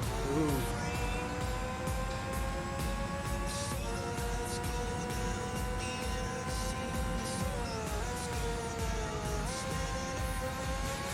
The one thing I can't exactly deny Verstappen though, this is something I can't deny, is that Verstappen is amazing in the wet. I've seen good drives from Hamilton, but Verstappen's, apparently he's got the flaws, the talent of what Schumacher had, you know, like adapting to a car and constantly having to adapt to its characteristics race by race and adapting them well.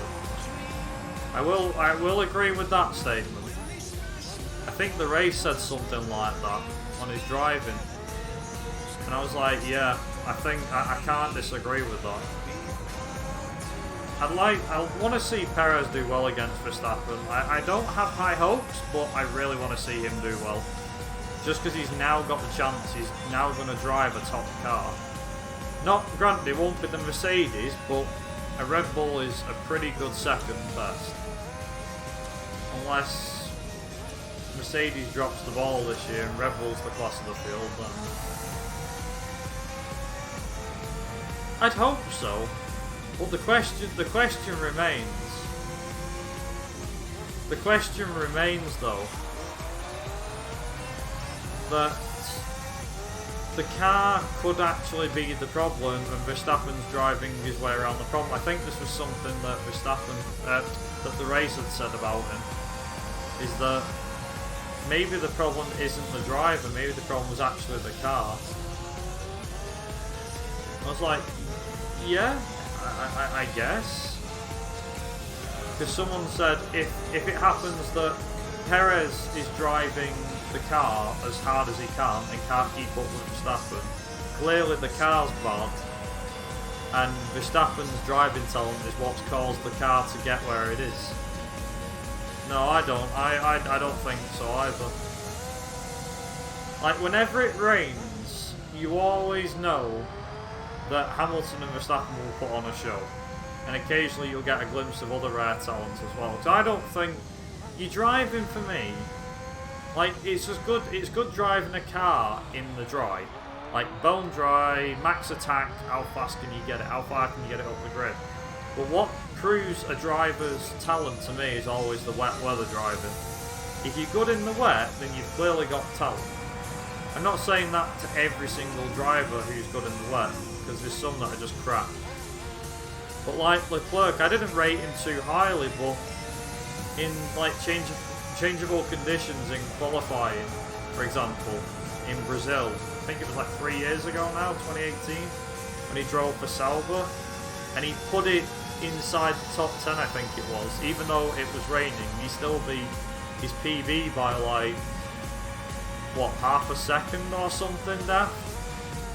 That to me was like, that kid's got talent. Like, I was so happy that he got into Q3 in France that year.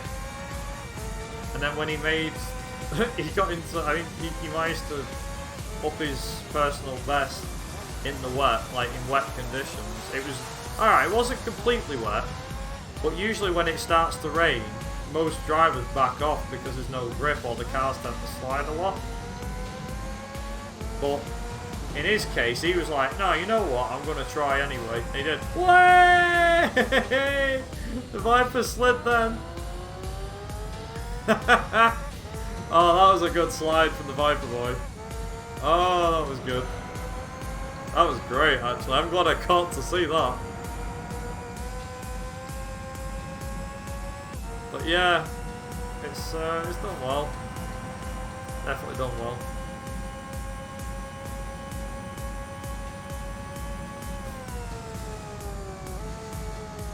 It's just saying, like, you know, with the cars and everything. So I think Leclerc showed his worth when he was in France in 2018.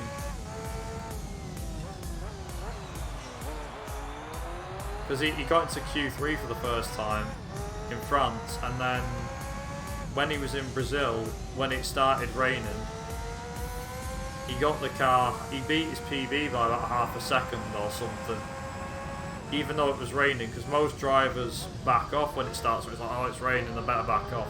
Not him though, he went for it, and still improved.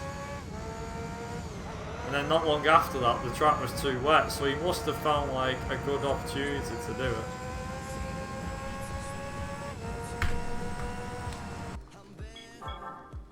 Oh, damn right, yeah. Also, say bye-bye to the F1 car. It's the last time we're going to see the F1 car.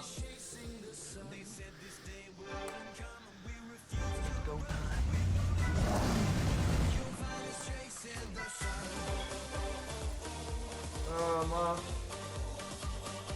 Oh.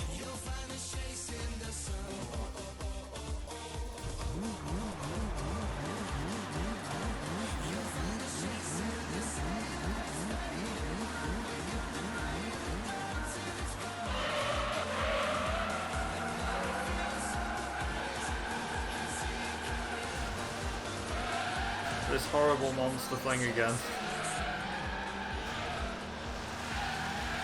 Oh my Gideon. Holy crap. Okay then, that was new. That's new.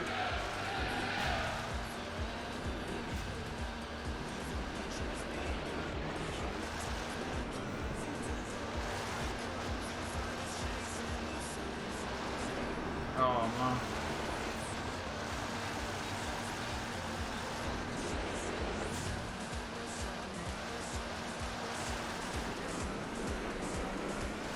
What was Lex saying before? Brakes are optional, damn right.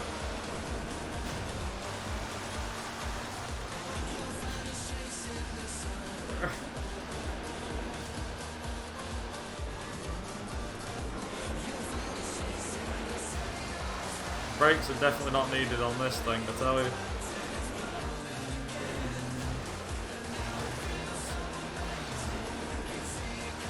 Come on, come on, come on. I can't see this being a 25 because that requires me to drive 3 laps at 1 minute 30. Which isn't exactly easy to do in this thing, it's awful to do.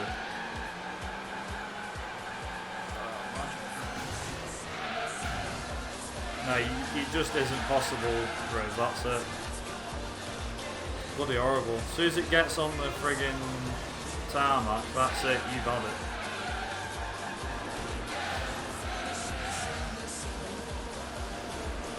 Come on, car, you can do it.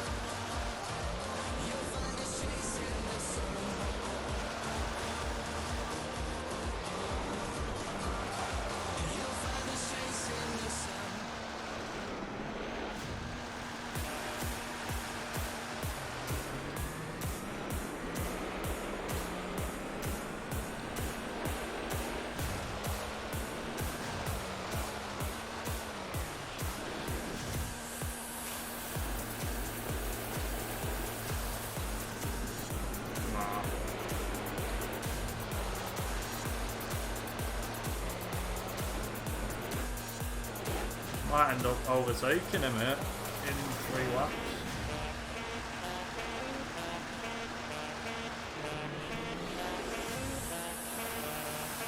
I doubt it, but we'll find out.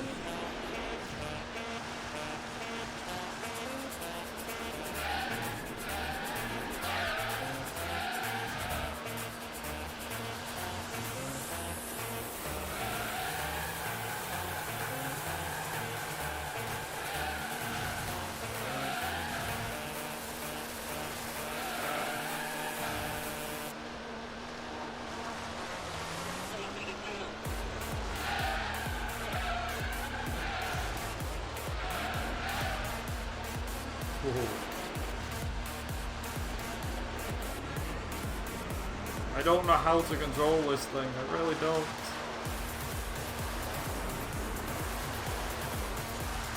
It's just, it is what it is. Oh man. Yeah, it's probably not going to be a 3 odd, whatever the hell it's supposed to be.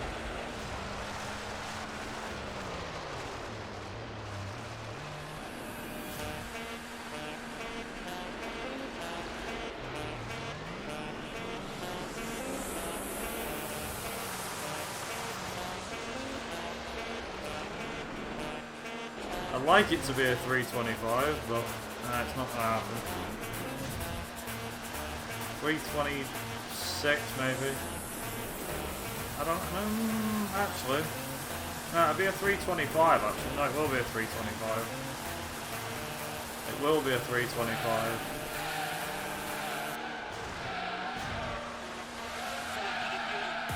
Drift. Nice.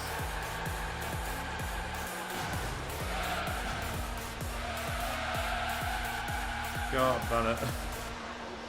Just do a monster drift, why not? There you go.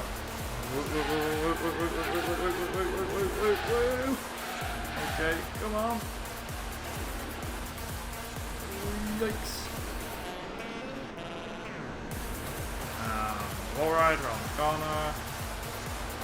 The final time. Yeah. So I feel like a mid 325, I'd say, ish. I don't know if that's pretty good, but we'll find out. I'd say about the 25, 35, actually, that sounds about right. Let's find out.